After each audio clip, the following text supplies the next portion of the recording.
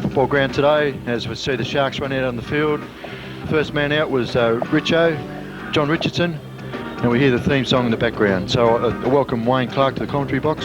Yeah, g'day Bevan. I like the Sharks. They look like a nice close unit. They look pretty sharp. I've seen them there before with their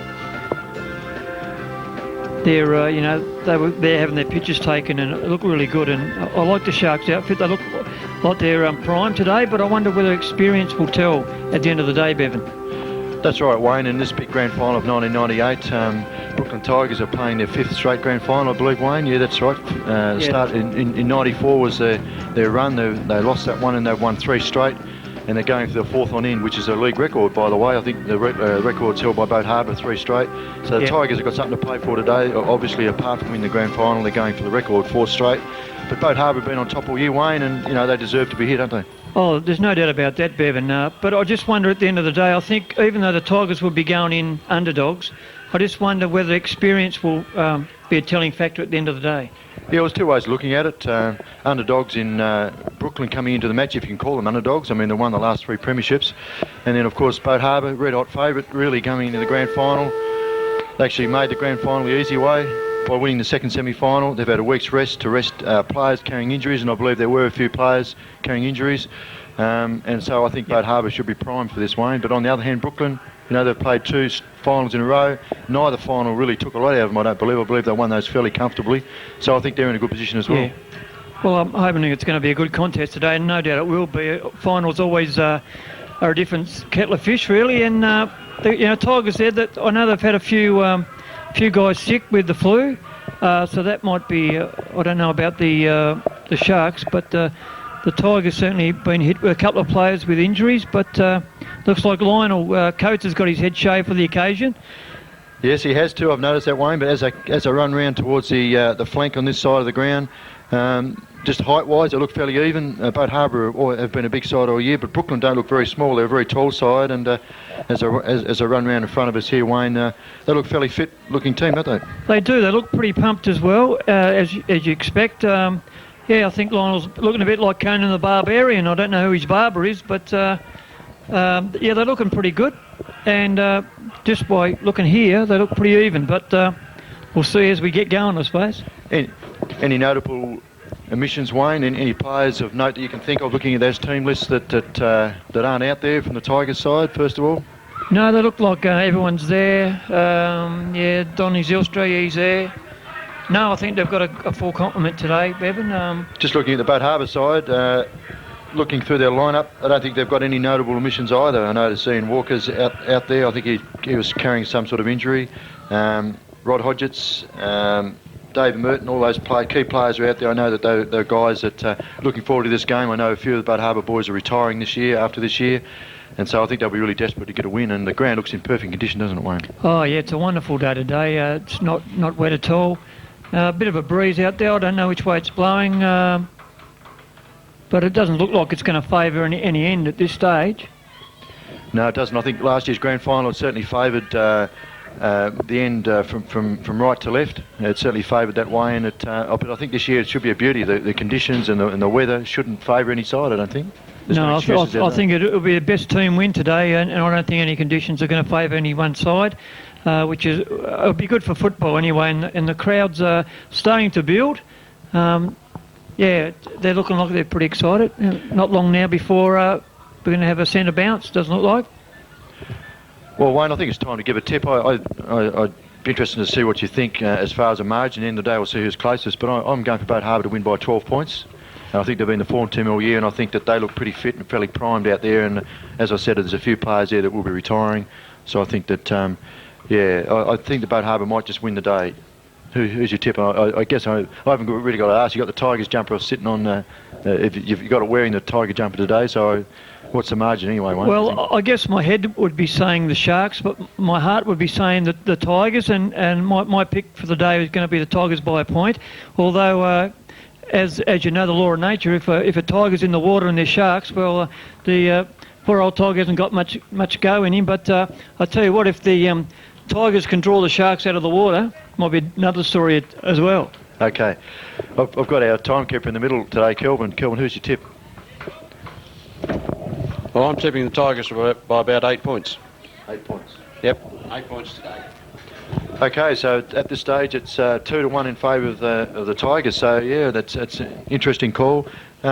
Just Wayne, just one thought. Do you think Boatharbour not being in the finals for 7 or 8 years? In fact, this is a new team compared to the old Boatharbour Blues squad. We really can't compare the two teams. There's a few faces from back in those early days. I can think of Graham Fairbrother. That's about it. But do you think finals experience or lack of it in the Christian League will be a problem for Boatharbour today? Whereas the Tigers have played 4 in a row. Well, I mean, as in any game, the settling down period's very crucial, and I think experience would say that you're not so much running just on pure adrenaline. But it's going to be, as you say, very interesting, Bevan, to see whether experience really is. But in this league, you just never can tell. No, you can't. And I think something interesting, just looking at the two squads, Johnny Del Perro, captain coach of the Brooklyn Tigers, I think that will be almost a disadvantage in a sense that he hasn't got a bench coach, I don't think, today. He's basically got a coach while he's playing, whereas Boatharbour Sharks, they've got the advantage, obviously, of having a coach on the sidelines. He's not a playing coach, so in Rob Lade, and I think that will be an advantage, the fact that he can make the moves from the bench. But it really just depends who Tigers got on the bench today, whether they got someone bench coaching that can make the moves that need to be made quickly, because sometimes it's very difficult to make it while you're playing, Wayne. Well, that's right, and we've got to also acknowledge that Dipper's a first-year coach, and I think he's done a good job since they started at the bottom of the ladder this year, and now they're playing off in the grand final. And looks like we're getting ready for the prayer, I think, Bevan. Yes, all the formalities at the start, Wayne, the prayer time, and also the president Paul Lickman out there in the middle right now, and the captain's about to shake hands and toss for the coin, Wayne. Yeah, just a bit sorry that John Farnham couldn't be here to sing the national anthem, but I suppose you can't have everything. Yes, that's right, Wayne. I think Johnny may have been down here if he could have coincided his trip to the lakes for fishing, but unfortunately John couldn't make it down. So we just heard that Kim Terali has won the toss. He's kicking to the sea end, so no real advantage, Wayne. No, I don't think so. It looks like the wind's blown across the ground. And just an interesting side, like last year, Mark Harris couldn't be in the Tigers lineup because of injury last year, and this year they've got him into the grand final. So I think that's a touching note there, Bevan. Yeah, so true, Wayne. It's really great to see Mark out there. I missed that point, but I noticed that David Runciman, he was in a grand final winning side last year. He's playing in the opposite team this year, Wayne. So it'd be interesting. It'd be a bit of fire out there. I think David would like to be a premier 2 years running in different teams. Well, if they win, he will be, and what a way to pick your team that you're going to get in the grand final with. But Gringo has been a good ruckman this year, and I think he should be an outstanding feature today.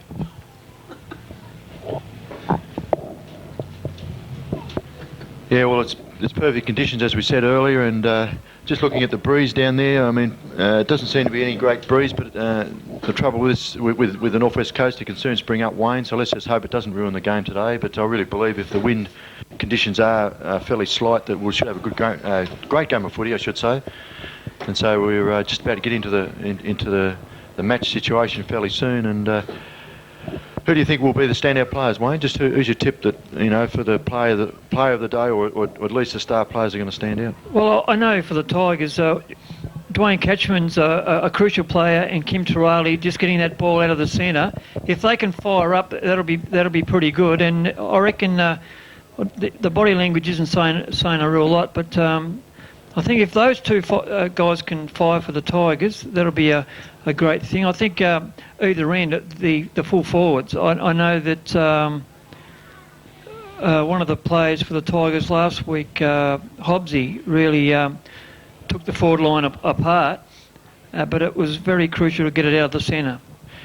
Yes, he took the Hawks back line apart, Wayne, last week, that's for sure. And I think that he's a player that Boatharbour will be wise to watch. I think that they'll need to man him up fairly carefully, but they've got a good backline, Boatharbour. I think they've had the best backline by a long way in the business this year, and if they can keep that settled, and if they can play like they have all year, I think that Brooklyn will find it very difficult to get goals.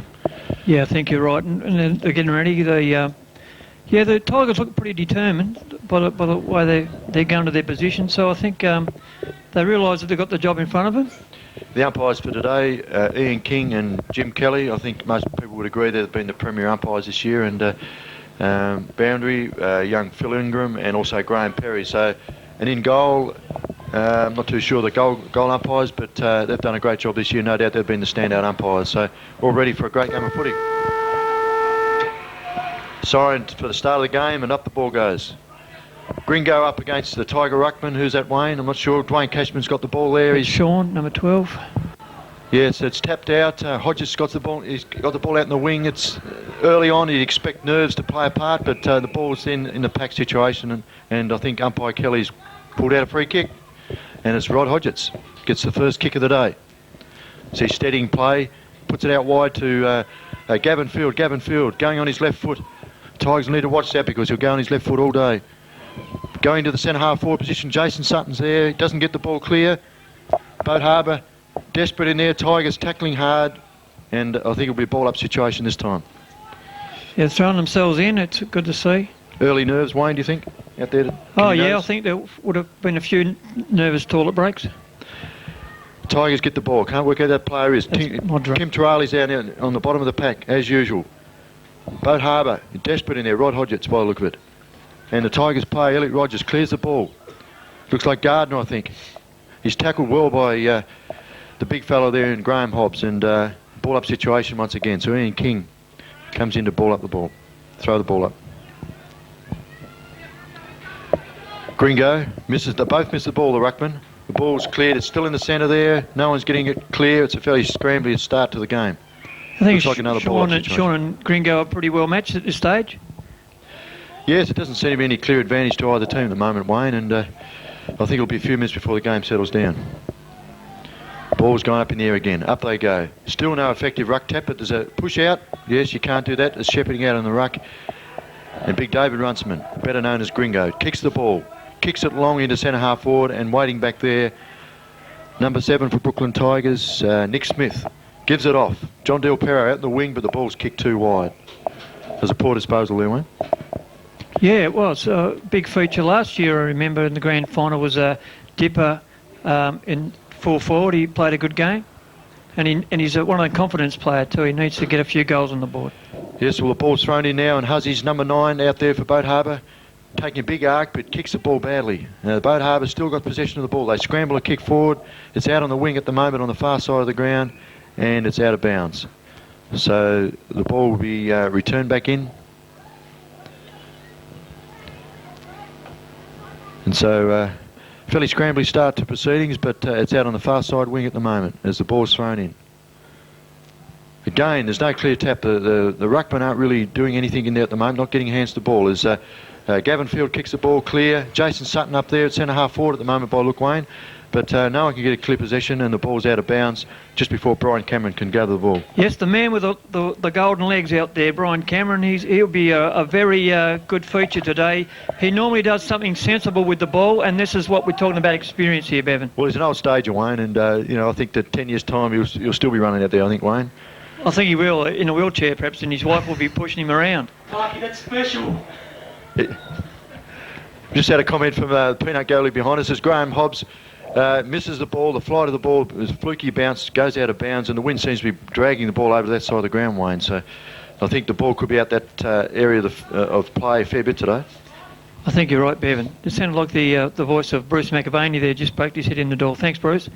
And here we go, we're going with the bounce. We've just locked Bruce out of the commentary box, Wayne. So Brian Cameron gets the ball. The man with the golden legs got thrown to the ground. Free kick, though, you can't do that. And no, he plays good finals footy, this fellow, back. Brian Cameron. He's been a really consistent player in finals over the years.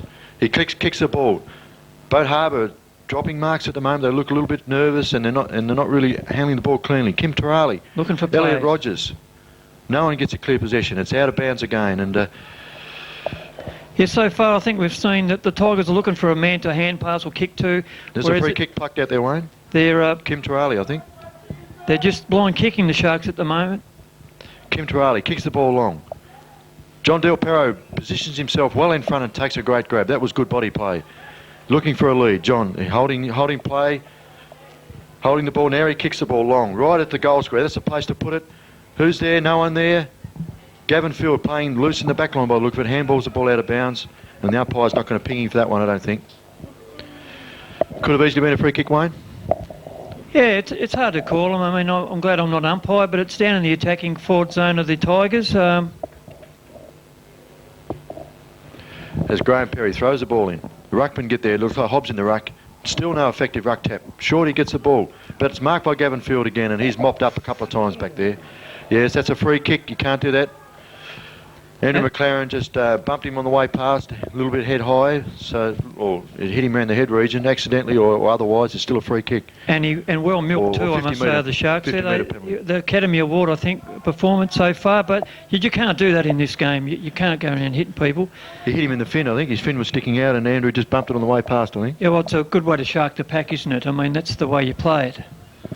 Okay, Gavin Field's got the ball. He's right up in the wing position, right near the centre at the moment. Kicks the ball. Well, poor kick has been a feature of the game early on. Poor kicking. Shorty's in there for the Brooklyn Tigers. And no one's getting a clear possession. Brooklyn at the bottom of the pack, and Sharks come in there and cause another ball up. Yes, well, there's been no real clear shot at goal yet, Wayne. We've played about 5 minutes into the game as Ian King throws the ball up. You can see the wind drag that ball from right to left. Brooklyn still can't get a clear possession. Dwayne Cashman, they're having the better of the duel so far, Brooklyn, as Andrew McLaren gets the ball out there but can't control it. And again, that ball from Dwayne Cashman was dragged onto the other side near the scoreboard. I think the most experienced man on the ground there at the moment is Macca, Andrew McLaren. He's been in a few finals there with Boatharbour Blues and now, now the Tigers. Dwayne Cashman's played a few too, I think, Wayne. He's got the ball in his possession now. Kim Turali, he had time to get rid of it. He's not going to be pinged, or it's a free kick to Dwayne, to Kim Turali, I should say. I think it was too high. Yeah, head high tackle. So Kim Turali's got the ball now on the other side flank. Kicks the ball. Nice kick into centre half forward, but Rod Hodgetts is just dropping back into space there, and Rod takes a great mark there. It's a solid mark, yep. That's a better kick from the Sharks. Kicks it up high, but looks like Smith. No, well judged by the Boatharbour player. He almost took the mark. Barney Miller threw it out by the look of it. Yes, and the umpire's called it that way. Obvious throw there, Wayne. Yeah. Right in front of the umpire, and Barney's got nothing to complain about there, I don't think. No. So Jason Sutton's got the ball. He could be a key player today, Jace, with his strength, Wayne. I think he could be. He's been down in form a little bit this year, but let's hope for his sake and Tigers he can put in a good one today. A beautiful kick to centre half forward. Donny Zylstra behind the player there. Boatharbour tried to clear it from the back line, but the Tigers are in the van. Kim Turali, Elliot Rogers, number 18, gets the ball down. It's looking dangerous. Andrew McLaren just waiting back. He should have... he might have got the goal. Oh, what a marvellous goal. I think he has got the goal. That was... a bit of good fortune there. He didn't really tack the ball, but the ball bounced down and he judged it well and put the ball on the boot, a little bit like Wayne Carey last night, Wayne. He's just in the right place to let the ball hit the boot. And it's a great goal. First goal, in fact, the first score of the game. Brooklyn lead 1 goal, no behind, 6 points. Boatharbour yet to score. Yeah, it just looked like he just waited for the ball to... Didn't rush it, just watched the ball and then had a quick snap. And it was good. Yes, well, so far the game's fairly scrambly, and let's hope the game settles down pretty quick and that the play can be opened up and we can see some good footy here, but at the moment the wind's not helping. As the ball's thrown up now, still no effective ruck tap, no free kick either. Brian Cameron there, about to pounce on the ball. He gets on his left foot, that trusty left foot, and Short takes the mark. Craig Short. He swings around on his right. Oh, poor kick. He's playing under pressure. Kim Turali. Kim can't handle the ball, and the Sharks apply a lot of pressure there. And looks like, no, he's not going to ball up. Elliot Rogers gets the ball. Brian Cameron there, but the Sharks playing number 5. Looks like Matthew Piermont. He can't clear the ball. Yeah, that was a high tackle, I think, that one. And it was great desperate play by Tigers there. And the Sharks are just having trouble now keeping up with the Tigers. No, the ball's got to go back to where it was kicked. So it was fortunate because Graham Hobbs had taken the mark, Wayne, at centre half forward. And yes, I think Boatharbour can be thankful that the umpires pulled up play there. Yeah, straight away you can pick up that the Sharks are always under pressure, but the Tigers are looking for a man to kick or handball to, and that's very crucial at this stage. Well, in fact, there's no free kick there. No, so the umpires changed his mind there by the look of it. And this time there is a half-effective ruck tap there. Kim Turali's getting the ball, and these midfield players for the Tigers are looking very dangerous once again. Hobbs gets the ball punched away. Justin Hussey there. Hobbs is there. He bumps Hussey out of the way. Young Piermont looks like. But the Tigers, Elliot Rogers there, and the Boatharbour boys are defending. Graham Hobbs. Aerial ping pong. He had the ball a fair while, but wasn't penalised. But it wasn't an effective tackle there, so I think that fair enough decision there as umpire Kelly comes in to throw the ball up. He had plenty of time there, Wayne. Graham Hobbs. He should have given it off, but wasn't an effective tackle. Yeah, trying to do too much too soon. Yes, the ball's thrown up there. Still no effective ruck tap. As ball's still... No, this time it's got out clearly. I was going to say it was scrambly clearance there, but Barney Miller's got the ball from Rod Hodgetts there. Barney goes in. It looked like a clash there, but it's been avoided. Looks like the first score on the board for Boatharbour. It's a point. First time it's been there attacking 50. It looked like it was going for a goal, Wayne, but Paul Plunkett didn't quite judge the wind properly and has hit the post. So one behind for the Sharks, and they open their account. So I wonder if this is a ploy. They kicked it straight out into the pocket, into space there, and I just wonder whether that was a ploy there. Although that was messed up. One of the guys for the Tigers, he went for the man, I think.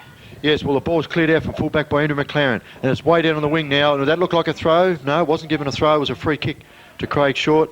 And Dwayne Cashman was hoping to play on there, but he's got to bring the ball back now to Shorty, who's been in the play a little bit, Wayne. He does play well in finals, I've noticed, and seems to rise to the occasion. So Craig Short back there around about halfway between the centre and centre-half back. Kicks the ball on the grandstand side. Up there, no mark taken. Hobbs there with two players against him. The ball's knocked out. Walker there, got his first touch, couldn't get the ball. Scrambly affair once again. Brian Cameron gets the ball. Short kick for 5 metres, but the umpire's paid that. And that's the Boatharbour backman, solid backman. I can't pick up his number at the moment, but that's well smothered by Kim Turali. And number 15 for the Sharks down there. Peter Rice couldn't get the ball clear. Andrew McLaren, 35, hooks it back. Great play, but Graham Hobbs didn't mark the ball, and he was bundled off the play by John Richardson. That was good defence. Yeah, he's shaking his head. He should have taken that mark, but great defence by John Richardson. And the ball's out on the far side of the ground, about to be thrown in. They've had their chances, Brooklyn. I think they might rue the fact they haven't scored more than they have, even at this early stage, Wayne. Well, the thing is that they are attacking more and getting it down there into the ground more, so I think that's a telling factor. I still think experience at this stage is the overriding factor. Yeah, well, experience in the Christian Football League, no doubt, but I think Boatharbour have got collectively a group of players who have played a lot of footy and maybe a lot of finals too, so I think, yeah, it's an interesting point, Wayne. There's a lot of young guys out there for Boatharbour. You look, young Rice and Piermont. Right across the field, there's a lot of young players on that side. As the ball's thrown in now, Huzzy comes over the top with a big ruck tap. That could be a feature of his play. The ball's still brought along the far side flank, and it's out of bounds. But in fact, it's a free kick given to Gavin Field. I couldn't see what that was for, Wayne, but Field on his trusty left foot kicks it up long towards Barney Miller, but it's knocked over the boundary line. Yeah, so the ball's been out of play more than it's been in the play so far, Wayne. There's been a lot of throw-ins and throw-ups, and yeah, it'd be interesting to see how I'm glad you brought that up there, Bevan. They're going really well. Okay, Brian Cameron, number 4, clears the ball. Funny old kick, and once again it's out of bounds, but it bounced before it went out, so Graham Perry will throw the ball back in. I was saying earlier, Wayne, Gringo versus your big ruckman. Is it Smith out there, or Eastley? Can't pick up who it is. Sean Phillips, is it? Sean Fellows, sorry. Yeah, Sean Fellows. There's no real effective ruck tap as the ball looks like a free kick's been given to the ruckman, Sean Fellows. They're doing a good job neutralising each other. Yes, he kicks long to Elliot Rogers. He fails to take the mark. Pressure on Rogers there as the ball comes out. Boatharbour in the van there. Who's got it this time? The backman back there. Number 21, he kicks out to Gavin Field. Number 17 takes the mark. Plays on his left foot. Kicks it long, trying to get some run into their forward line. Hodgetts is there, but looks like a free kick. Barney Miller. So the umpire must have ruled that he was the only man going for the mark, and he's given the free kick. Plays on quickly to Paul Plunkett. Well it was done. a poor kick. And Scott Hyland for the Tigers. He spoils beautifully down there in that back line. The defence is holding up pretty good for the Tigers at this stage. Yeah, well, Darryl Bowler's been effective down that back line for the Sharks as the ball's thrown in for the Tigers. Jason Sutton there, can't get it clear. Still no effective clearance for the Tigers. Got the ball. Barney Miller throws the ball out in front. Oh, a little bit lucky. He threw the ball out and then was tackled, but maybe it was a fair decision. That's a free kick to Miller on the half-forward flank. A long way out from goal. I couldn't see him kicking this one, Wayne. He's too far out, I think. Kicks the ball long to the goal square. It's almost a great mark. In fact, he's been paid. A bit in of difficult conditions. Pushing and shoving now. Probably pay that one, Wayne, to McDonald for Boatharbour by the look of it. Well, the umpire was right there on the scene, so he would have seen that. Fair enough, I think. In difficult conditions, a blustery wind may be a fair enough decision. So this is not an easy kick. He's probably kicking into some sort of breeze there, and you need to kick it low, I think, to score a major here. McDonald comes in with a kick. Drops a little bit awkwardly. And it's right across the face of goal, and it's a mark, is it? Yes, it's been... No, it's out of bounds, I think. Umpire might have paid out of bounds on the full. They're kissing the face of goals, but they're not quite getting there yet. No, for some reason that's been ruled a throw-in, so I can't quite work that one out. As the ball's punched back out by the Tigers player there, Highland, I think it was Scott Highland, and we'll get another throw-in, Wayne. An ominous sign for the Sharks so far is that they're taking strong marks. I noticed Elliot Rogers there before dropping the mark. It's not very much like him. Well, some players wrestled to the ground behind play, wasn't spotted by the umpire, and that's dangerous play by Brooklyn Tigers. And number 7 for them, I can't work it, Smith by the look of it, clears the ball. So that's an important clearance here, but Huzzy's there for the Sharks. Can he get a clear possession? He can. He kicks long. The Sharks starting to tack into the breeze. 3 Tigers fly together, but that's a great mark. Looks like Eastley. Is that Eastley down there? It is, David Eastley. Great grab at fullback. He kicks the ball long. Graham Hobbs is there. He's the guy looking for Gavin Field, though. He's behind the pack. He's got the ball. He's well tackled. Didn't really clear it, but there's no free kick ping there, and it looks like a ball up. Well done. A good tough stuff from both sides there. Okay, we're at about 4 minutes to go in this first quarter as umpire Ian King throws the ball up. This time, yes, there is an effective ruck tap, although there's no clearance. The short distance kick there, Boatharbour players there have got possession, can't get a clear kick, punched on by Boatharbour. Jason Sutton punches the ball well. Gavin Field there, he can't get on his left foot. Graham Hobbs though, he's tackled well. So it's very scrambly at this stage. Can Boatharbour get it clear this time? They do, with a short distance kick towards the boundary line. Barney Miller in front. Looks like he got a push, and the umpire's ruled that way. So Miller's starting to come in the game. He's had 3 or 4 kicks, half a dozen possessions, and he's got the ball. And out in the wing position, a poor kick. But Eastley's in there again. Oh, and almost takes a mark. Sutton's there under pressure. Mikulev gets his first kick. But where does he kick it? Out of bounds on the full, under some pressure there. And so it was a fairly difficult shot. So a free kick down there to Brooklyn Tigers. I think the Shark guy was kicking it to his girlfriend down there on the boundary, it looks like. Yeah, it could have been. You got better eyes than I have, Wayne. I think you know these things a little better than I do. Anyway, it looks like it might be Scott Highland, I think it is. A long kick with the wind. So you can see how the wind's taking that ball. Well, there was a push in the back. A little bit of a push in there. Yeah, by Bowler, Darryl Bowler, and Graham Hobbs. With that. Yeah, Graham Hobbs, the man in front, is taking the free kick. He kicks long. John Del Perro in front. Oh, what a good If he plays pass. in front today, it's going to be very difficult to stop with his height and his strength and experience. He kicks long. That's the way to kick it with the wind. Kicks it long down there. Almost a mark. Donny Zilster's coming in for an easy shot at goal. Oh, yes. He crumbed that well. Kicked it. Just like Kevin Bartlett. He's crumbed it down there. Great goal there to the Tigers. And they've got their second on the board. I think it's 2 goals straight, 12 behinds. 12 a total points of 12, leading Boatharbour 1 point. As we'll hear Malcolm yell out in a minute, is Donny's good. That's a good open goal. He just waited for the crumbs and swooped on that at the right time. That looked rather ominous, Wayne, the way they moved the ball down there from Hobbs to Del Perro, kicked it long, and Donny Zilch just reading the play far better than anyone else down in that goal square, and that was a great goal. Yeah, the Sharks seem to just be a little bit tired, a bit of shoving and that going on there. The ball's bounced in the middle. Elliot Rogers has got the ball. He kicks long. Cowans doesn't really get in the play, uses his weight well though, and opens up a path for Dwayne Cashman, and he kicks number 3. Dwayne Cashman kicks number 3 for the Tigers. Oh, in the space of a minute. That's his first goal in the space of a minute. Brooklyn get a jump here and looking very dangerous, Wayne. Yes, the Tigers seem to be getting it down further than the Australian dollar, down towards their goals, and that's really good, and they're keeping it, punching it forward, kicking it forward, and I think that's a good move. Yes, well, late in the first quarter, we see the scores at the moment. 3 goals straight, 18 points for Brooklyn Tigers. They lead Boatharbour Sharks 1 point. So the wind's got up a little bit, Wayne, so that could be one of the reasons why they've scored the last two. That wind has certainly got up a little bit as the ball's bounced. Dwayne Cashman in again, and Kim Terali. That combination is going to look fairly lethal the way it's going today. But Justin Huzzy there could have got a free kick. He was the only man really going for the ball, and he gets the ball now. He's looking for a forward leading. None forthcoming, I don't think. As he kicks long, Mikulev's under the pack. Can he grab it? No, he can't. Well pressured by Eastley. Number 6 for Boatharbour. He's got a chance here. He kicks long, but it's out of bounds on the full. Can't work. It looks like Gavin Townsend down there. He just couldn't get swing that ball back far enough. But he was also on his wrong foot.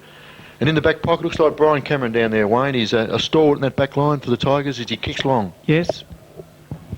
Kicks it long, and it doesn't get grabbed by anyone. No one can mark the ball. Kim Terali's there. But it looks like a ball-up situation. There's some desperate Tigers down there. They're not allowing themselves to be mauled by the Sharks. Yes, I think you've got a point there, Wayne. I think they do look a little bit more desperate at this stage, and I know they've got the win, but just intensity seems to be a little bit towards the Tigers. Yeah, that's right. And I'm glad you said point. Being white pointers, they'd probably be ready, moving in for the kill. There's a bit of a dispute down there. Someone's having a bit of a yak to the umpire. Yeah, it looks like Kim Terali's a bit hot under the collar. That's very unusual. The Tigers supporters very vocal down there, and no doubt that would probably help as the day goes on. They seem to have a little bit more vocal support as the ball's in there after the ball up, and there's still no effective clearance. Justin Huzzy gets the ball, but the umpire's already blown the whistle. We get another ball-up situation. This must be number 15, I reckon, already in this game.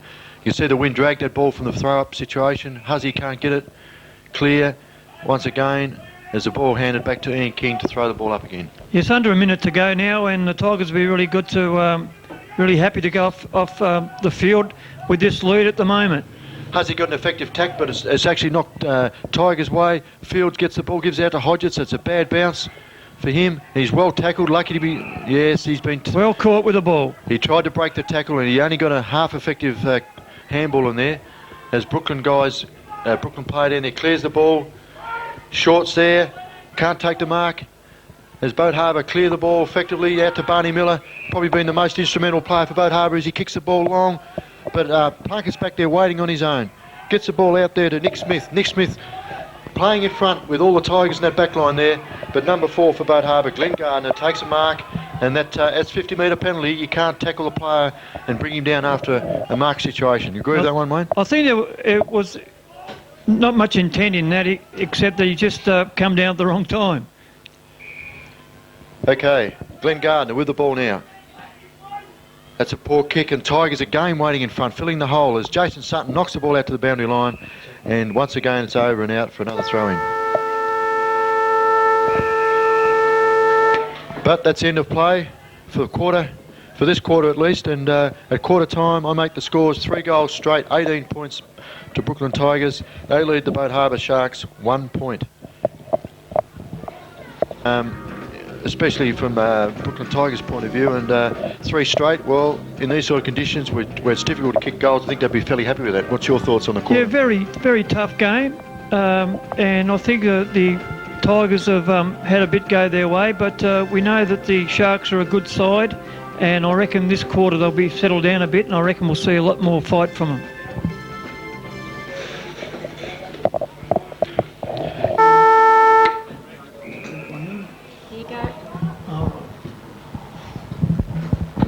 Here we are, the ball up again.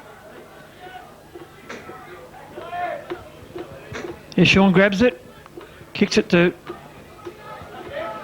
Goes over to Donny, he belts it out there to Dipper. Dipper picks it up, short kick to Hobbsy.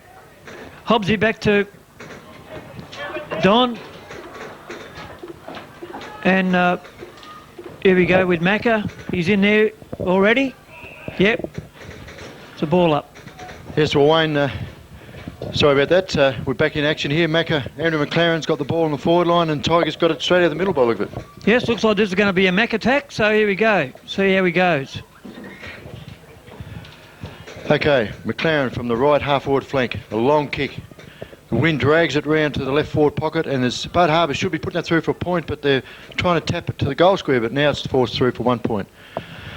Yeah, it looks like it's a bit of a tricky wind out there. You're going across the ground. It looks like you've got to aim at the point post. Yes, it is. It's certainly blowing across the ground as we look from this side of the ground, from the grandstand side. And so teams will be well to attack on this side wing, I think. Do well to do that. The ball's cleared. Great kick from full back from Boatharbour.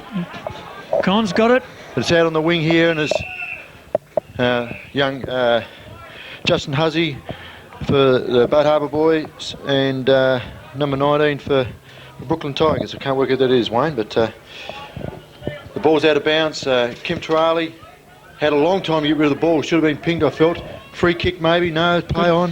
No, Sean kicked it out. Donny Zylstra gets the ball. Great mark there by Donny Zylstra. Yeah, the Tigers are looking for getting players. That's a great pass by Zylstra, and kicks straight on the chest of Johnny Del Perro, leading in front once again. Looking pretty ominous if they started using teamwork, the Tigers, because last week they took the Hawks apart with teamwork, the best I've seen all year. Yeah, well, Johnny Del Perro, it'd be a difficult shot from there. I reckon he'd be trying to centre it. Number 31, John Del Perro, kicks it short into Kim Trali. Didn't really gain much there. There's a bit of work going on there. I think they're trying to show too much muscle, and it's not going to work if that's their tactic. Well, that was poor play by number 6. I think it's Field, isn't it?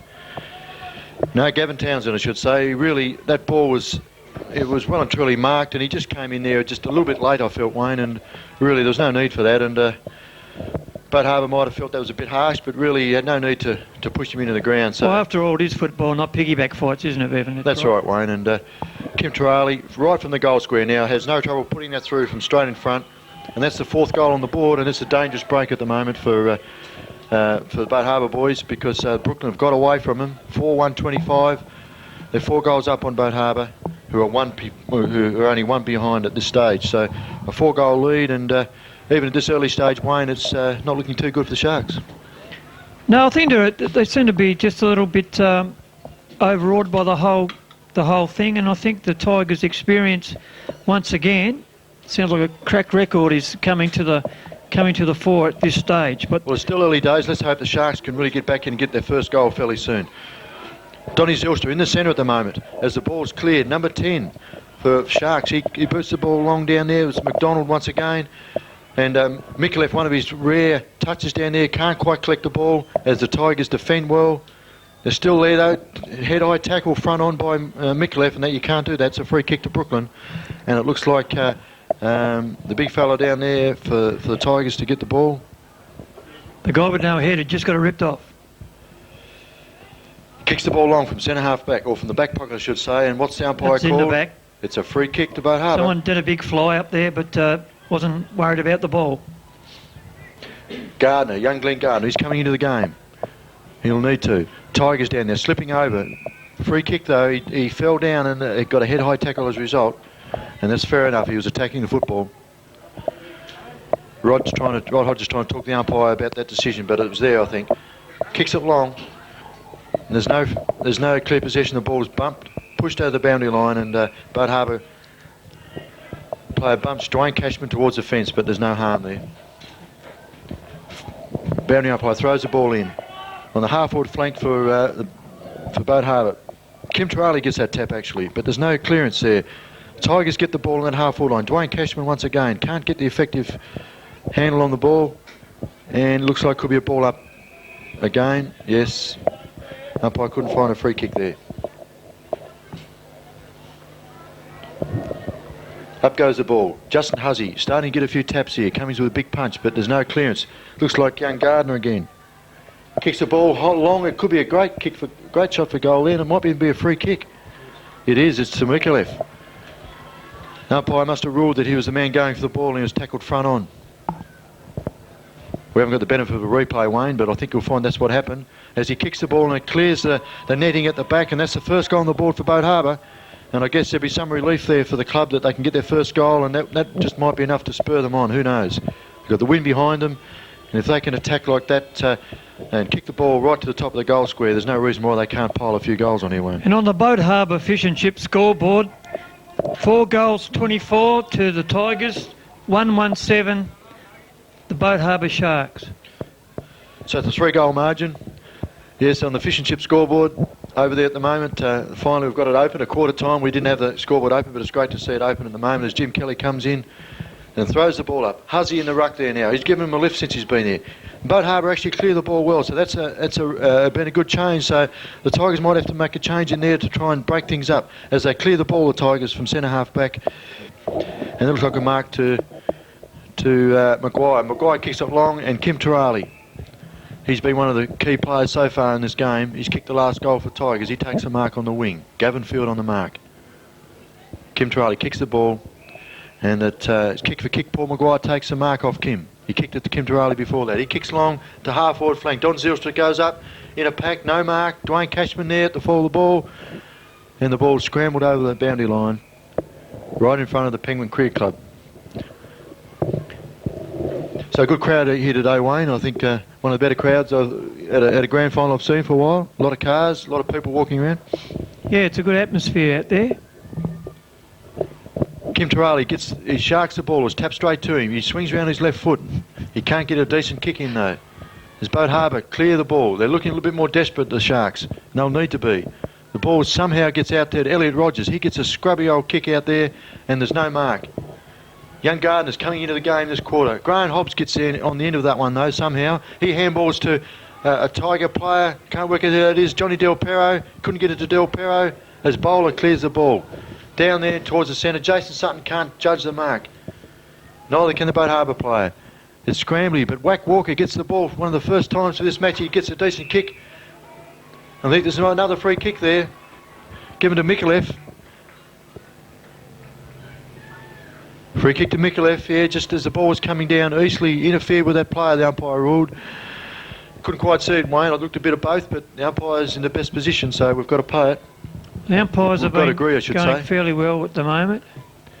And just at the moment, the Sharks just starting to get on top in general play a little bit, so it's interesting. If they can get this goal, I think the game really is wide open once again. As Mikulev comes in, but he misses that. He'd be disappointed with that. He's kicked to the left, thinking the wind might drag it, but he kicked it very low and the wind didn't drag it back, so that's only one behind. A disappointing result from about 30 metres out. As the ball's kicked in again. Dale Houston, number 41. He was the unknown player before. He kicks it out there and it's marked by the Tiger player out there in Smith once again. He kicks it long. Elliot Rogers can't hold the mark, and he's having difficulty getting into the game at this stage as he fumbles the ball over the boundary line. Yeah, Elliot Rogers needs to get into this game. His marking is crucial, and they can't afford him having these drop slip catches at this time. As the ball's thrown in. Player in front could have been interfered with. Yeah, free kick to Justin Huzzy. You've got to play in front in a day like today with a fluky wind, and he's really brought them back in the game, I believe, Wayne. He's been the key man that's got them moving out of the middle, but he kicks poorly into the man on the mark. So that's the thing leading down the Sharks at the moment. They're kicking. The general disposal has been pretty ordinary. Once again, the inexperience, a more experienced man like, say, a Wayne Carey would have taken a few more steps back and picked a man. But as the ball's cleared, it's scrambly, but the player going for the ball was held onto, and that was Dwayne Cashman. And he gets the ball now. He kicks it long and low, and that's a good kick, and it's a mark. It's a mark to their young ruckman. Looks like Fellows, I think, Wayne, is it? Yes, young Fellow. He kicks the ball on his left. And that's another mark to Kim Turali, who's probably the best player on the ground at the moment. Been the most influential, at least for the Tigers anyway, and he takes a mark out in the wing. He certainly stirs the opposition up, Kim Turali. He gets a bit fiery himself from time to time, but he's a good player and they're doing well to tag him. He was the margin 17 points at the moment as Turali kicks the ball long. There's a bit of interference there, was it? No, he's paid the mark. The umpire's ruled that there's a bit of both there. As Huzzy finding it hard, he got bumped out of position there, and his bowler gets the ball, number 21 for Boatharbour. He clears, a good clearance there from the half-back line. Kim Turali knocks it on. Barney Miller tries to get rid of the ball, nearly threw it. Someone knocks it out for the Tigers out there, and it's scrambly. But now the Sharks have got a better possession, but there's a poor handball, but it's knocked on effectively. A little bit of pressure there for the Tigers. Running towards the Sharks' goal as they kick it long, the Tigers. Jason Sutton's on the end of one there. Judd's a little bit better. He's holding up play, holds the ball aloft. Long drop punt, a nice kick into the wind. No mark again, and bowler takes over the boundary line, does he? Yes, over the boundary line. So far at this stage, it's great display of end-to-end kicking so far. We haven't got past the centre square on either end. Yes, for much of the game it's rotated between the half-back lines, isn't it, Wayne? Really hasn't really ventured too much in the full forward lines. But it's a free kick, is it? Free kick to the Tigers by the look of it. And Graham Hobbs wants to know where the mark is. And so he's trying to creep a few metres there by the look of it. As Ian Kings tells him, hand the ball over, so I don't know what he's doing. He's handed back. Well, Hobbs, he must have done something to upset the umpire, so he hands the ball back reluctantly to the Sharks player, and the Sharks get a little bit of a reprieve there. They get the ball from the deep on the half-back line. Just clears the mark. Sutton's there. Barney Miller, head-high tackle, yes, and umpire's seen it. It's a free kick to Barney Miller, player who's been quite prominent early on in the game, Wayne, especially the first quarter. Yeah, he's playing really well at the moment. Miller kicks the ball deep into the flank position, but it's a mark all on his own there to Nick Smith, and he's playing quite well back there as well. I've been quite impressed with this game. He played well last week. Kicks the ball long. That's a good kick. Hobbs is there. Front position. He can't take it. Handballed out there, but it's been a free kick given. Just as Justin Huzzy was about to clear the ball, but it looks like it's a kick to Kim Turali once again, who's my best on ground at the moment. Yeah, I agree with that, Bevan. He always seems to be in the play, Kim, the right place at the right time. He kicks it long and low. Effective kick. Looking for Johnny Del Perro, but no, bowler's there. Very good backman, this fellow. I've been very impressed with him this year. He takes a great mark, and he's been, again, one of their key backmen. He kicks the ball into the centre now. But who's there? It looks like Tigers. Oh, what a mark. He kicked to a nest of Tigers, or what do you call them, Wayne? Not a nester. A pride of the Tigers there. Donny Zilstra fumbles the mark from that kick from the Tiger teammate, but still no clearance there. The game's up for grabs here. Here goes as Modra. Tigers are trying to get the ball. Modra for the Tigers gets it out to Cowans. Could be his first kick. No, he handballs the ball. Heppy gets the ball. He clears a beautiful kick by Heppy there. That's the place to put it. Get it out of the danger zone. Ian Walker, head-high tackle. Play on though. He's called play on, I think. But that was no advantage. Or maybe it might be an advantage. That was a bit of a dubious decision. The ball's there, centre half forward. Oh, what a great clearance sale going on down here. Again, great clearance. But that fella Cowans up there, he can't grab the mark once again. He's having a bad day. Graham Hobbs, as ever, very elusive. Gets the ball, kicks it long and low to Dwayne Cashman. But Boatharbour players mop up the play down there. Young Scott Hyland. Cashman's been quiet, but he's going for the chase. He's run a fair way, I think. He might have went too far. Yes, he's been pinged. That was a great chase by Dwayne Cashman. And you hear the crowd supporting that one. That pressure just caused him to take that extra step, I think, Wayne. Yeah, he ran further than Christopher Skase, didn't he? When he got the ball, he thought he had won the lottery, but he can't do that. Yes, a Christopher Skase lookalike. As Dwayne Cashman kicks the ball, but kicks straight to a Boatharbour player, and he'd be disappointed. Puts his hands to his head. Yeah, the Guernseys don't look similar, do they, Bevan? There's young Gardner. Kicks the ball long, but he kicks straight too. Oh, that's got to be 50. He kicks straight. No, I think he just overbalanced there. Nick Smith, he's really controlling play off that half-back line, isn't he? Bumped out of position, the Tiger player. But the Shark player handball straight to Johnny Del Perro, and he's in the bottom of the pack. Heppy, young Heppy, a convert from New Zealand. He's playing great footy this year.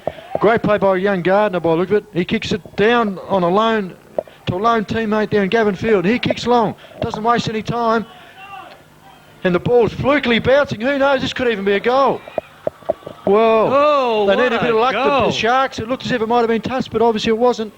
That was a great goal, a stroke of good fortune there, but you've got to be able to take it in those situations. And kicking with the wind, they did the right thing. They kicked it long, and it's bounced through. Don't ask me how it did, but it did. And so it's a great goal to the Sharks, and they're back in this game with a real chance. 2-2-14.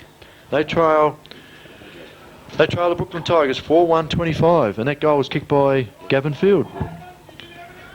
That's Bruce McAvaney's goal of the day. That was special, Wayne, that one. Very, very special, Evan. Okay, the ball's out of it, and Gavin Field, that man of the moment, he's just kicked the ball again.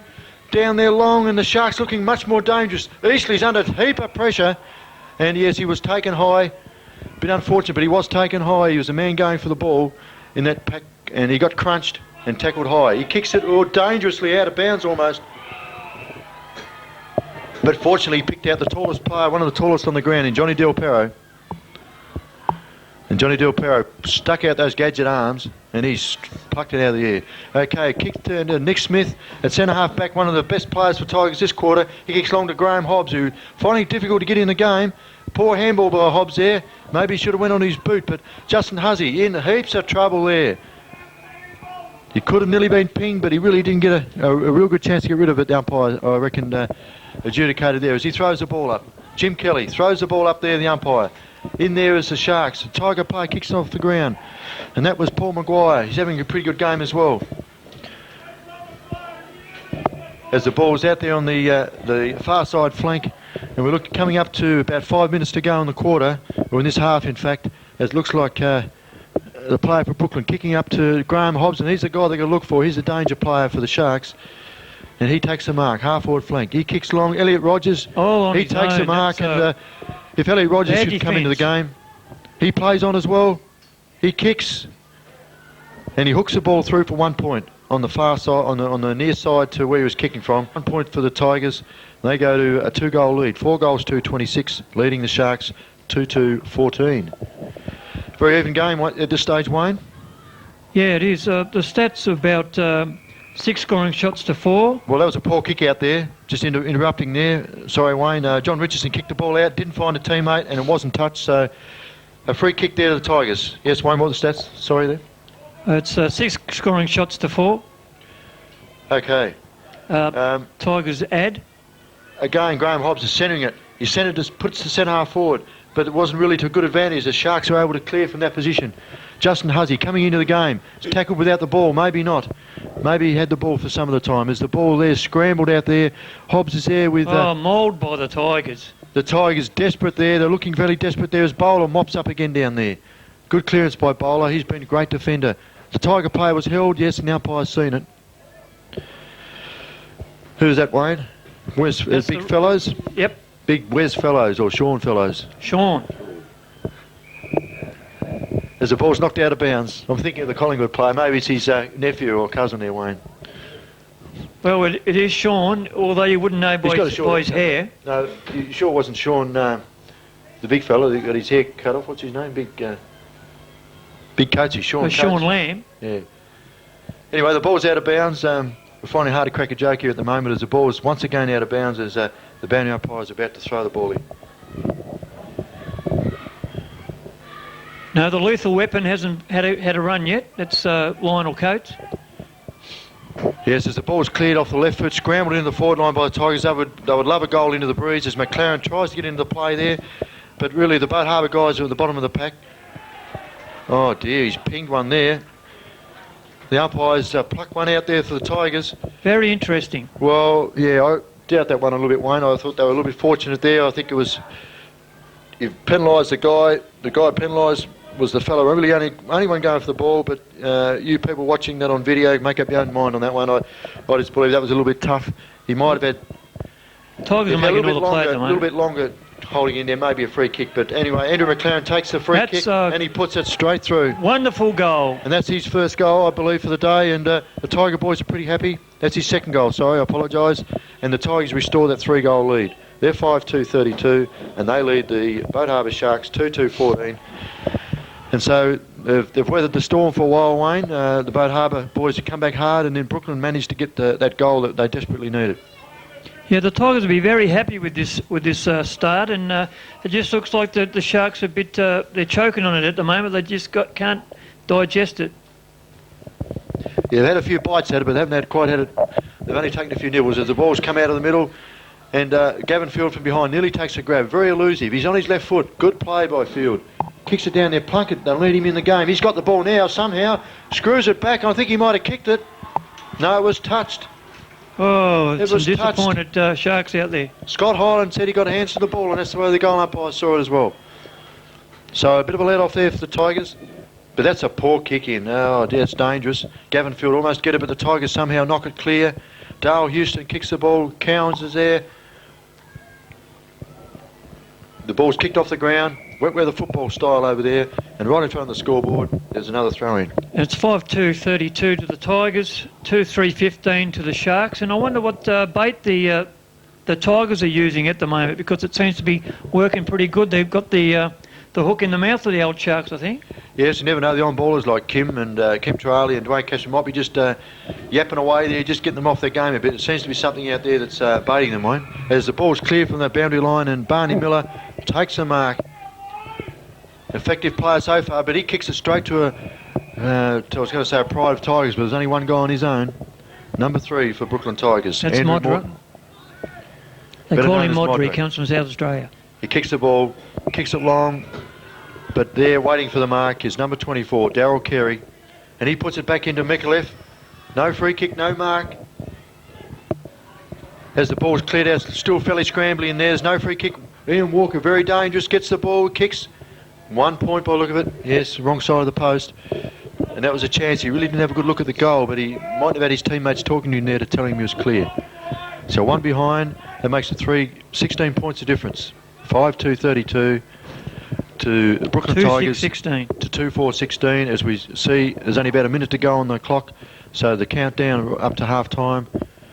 As we see Brooklyn clear the ball, they want to defend here and not let the Sharks get a late goal. As the ball's cleared, and they'll clear the ball out. I don't think there'll be any more score for this half anyway. As Sutton knocks the ball off the ground. Looks like Dennis over there. It's a free kick, is it? Free kick off the ball. Yes, looks like a free kick to Nick Smith down there. No, it's Jason A few Sutton. people getting a bit warm under the collar down there on the wing. In fact, a bit hot under the collar, I think, Wayne. It looks like it might be a 15-metre penalty, so Well, there the might even umpire's be... collared somebody. Might even be an outside chance of Tigers with only about half a minute on the clock. But he's going short. It might not give the desired effect as far as a goal goes. As Cowans gets the ball, hands balls back to Traley. Cashman might have the last chance. No, Boatharbour clear the ball or hold the ball up anyway. And that could be the last score of the half. Ooh. Free kick by the look of it to Brooklyn Tigers. Who's this down is there long- on the pack? Slowly long- getting up. A long way up from goal. Looks like Mark Cowans, is it? No, it's not. It's Elliot Rogers who will have the final shot for the match, or for the half, I should say. But he's a long way out from goal, kicking to the wind, so it would take a great kick from here, Wayne. Yes, I think What it'd be sort a of good kick is he? kick. Tony Lockett might get it, but we'll wait to see. Yes, I think the Tigers would prefer some other players to be taking the kick. Elliot's not a lot long a kick, I don't think. Yes, no, it's off the side of the boot somewhat, and that's the final scoring attempt for the half. And we look at the scoreboard, Wayne, and it's 5-2, 32 to Brooklyn Tigers, and they've exactly doubled the score of the Sharks, who are 2-4-16. And really, a fairly even quarter of footy. I think the Tigers have taken the opportunities. Wayne, I think when they've been there, and I think they've been a slightly better team. The Tigers certainly had more of the ball, and they've really been attacking the ball, whereas I think the Sharks are just getting the ball and just not finding players and having snaps at the goal. And they're fairly desperate at the moment, and I think they'll need to have a bit of a chat, come out and regroup. I still don't think they're out of the game by any stretch of the imagination. There's only a few kicks in it, and I really believe that the Sharks are good enough if they can come out and focus. Yes, I tend to agree with you, Wayne. It's really up for grabs, even though 16 points in it. That's not a lot, even though the scores are low. I just believe that the Sharks are quite capable of turning us around at after half-time, but they'll be kicking into the breeze, and they won't want to let Brooklyn get the first couple of goals, will they? No, well, that's going to be very crucial. I think this third quarter will set the stage for what's to come. I think the Tigers will be very, very happy with what's going on, whereas I think the Sharks will be having a bit of a think in the sheds. But as you say, the Tigers are looking up. They've got their heads up, and there should be a very interesting half. Yes, we'll sign off here for half-time, and looking forward to a great half of footy in the second half. And yes, I'm still tipping a very close finish, Wayne, and I think that at this stage it's living up to that, isn't it? A very close and tight affair, with neither team really dominating. But as I said before, I believe that Tigers have taken their chances when they've been there, haven't they? Well, as we keep saying, I think experience at this stage has told, but I think the next half the legs of the Tigers will be tested. The Sharks look like a pretty fit side, but as I said before, I don't think there's going to be much in it, and I think it'd be a silly man that would say the Tigers are going to be over the line. Okay, we'll be back for the second half shortly. Okay, just at the start of this second half now, just talking to Matty Carswell, had to listen to the Tigers just before the half-time resumption, and they were saying they were pumped in there. What else did they say, Matty? Have a passion for the ball. They know that the other team has dropped their heads. And Yes. have a belief in themselves. Yeah, so the message was in there that they have a passion and a belief in themselves, a passion for the footy as the ball's cleared from the centre bounce. So the Tigers are pumped going into the second half. As the ball's gone in the centre half forward with Tigers with the win, Heppy gets the ball out, but there's no clear kick in there. It's only a scramble to the half-back line. Tigers get the ball there, front position there. Head high tackle there on young Heppy for the Sharks, but no, there's no free kick. It's out of bounds. In the other sheds, in the Shark shed, Wayne, that they said that there's a prize in the tunnel if they're prepared to go out there and want that ball more than the Tigers. And they were saying there's a few players who are playing their last game, so they're pumped to come out and make amends for that first half performance. So the ball's on the Tigers forward line. Dwayne Cashman missed the ball at time from Del Perro. Del Perro gets a short kick in there. Again, Bowler gets the ball out. It's a scrubby handball, but they might get away with it. Don't know, it's a free kick, is it? Yeah, free kick off the ball, given against Johnny Del Perro, and it's a free kick to the Sharks player. Might be McDonald again, I think. He's got the football right the true centre half-back position. Another poor kick, putting his team under pressure as Craig Short comes in. Well tackled. Kim Turali balks one way, gives it to Smith, number 7 for the Tigers. He's kicks up the field straight to Elliot Rogers. A great kick and there. He's taking Rogers, his first mark of the day, is it? could be his first mark, might be his second mark, but I mean, irrespective of that, he's had a pretty quiet day, Wayne, and he's nearly at the true centre half forward position. In fact, he'd only be, 25, 30 metres out, wouldn't he, Wayne? Yeah, that'd be right. I think if he could lift, it'd be a good change for El. Yes, Elliot coming in. He'll want to make amends for that last shot at goal at the end of the first half.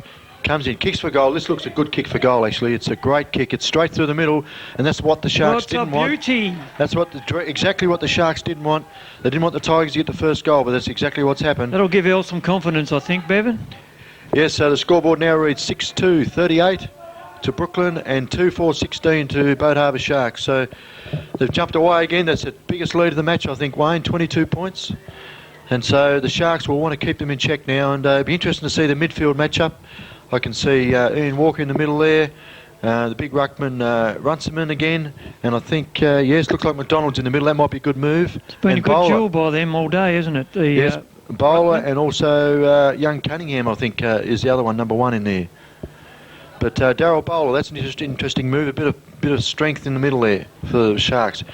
Again, there's no real clear tap, but Cowan's in the middle for Tigers. He gets the left foot to the ball. The ball is dropped down there by Carey, it looks like. Cunningham gets the ball for the Sharks, I should say. Takes quite a few steps, kicks it long. Micklef doesn't get the ball. Sutton there, centre half back, battling the ball with Barney Miller. Barney gets the ball out, high tackle though. And it looks like a free kick to Ian Walker. No, it's not, it's to Barney Miller. He had a second chance at it. That was a blind kick.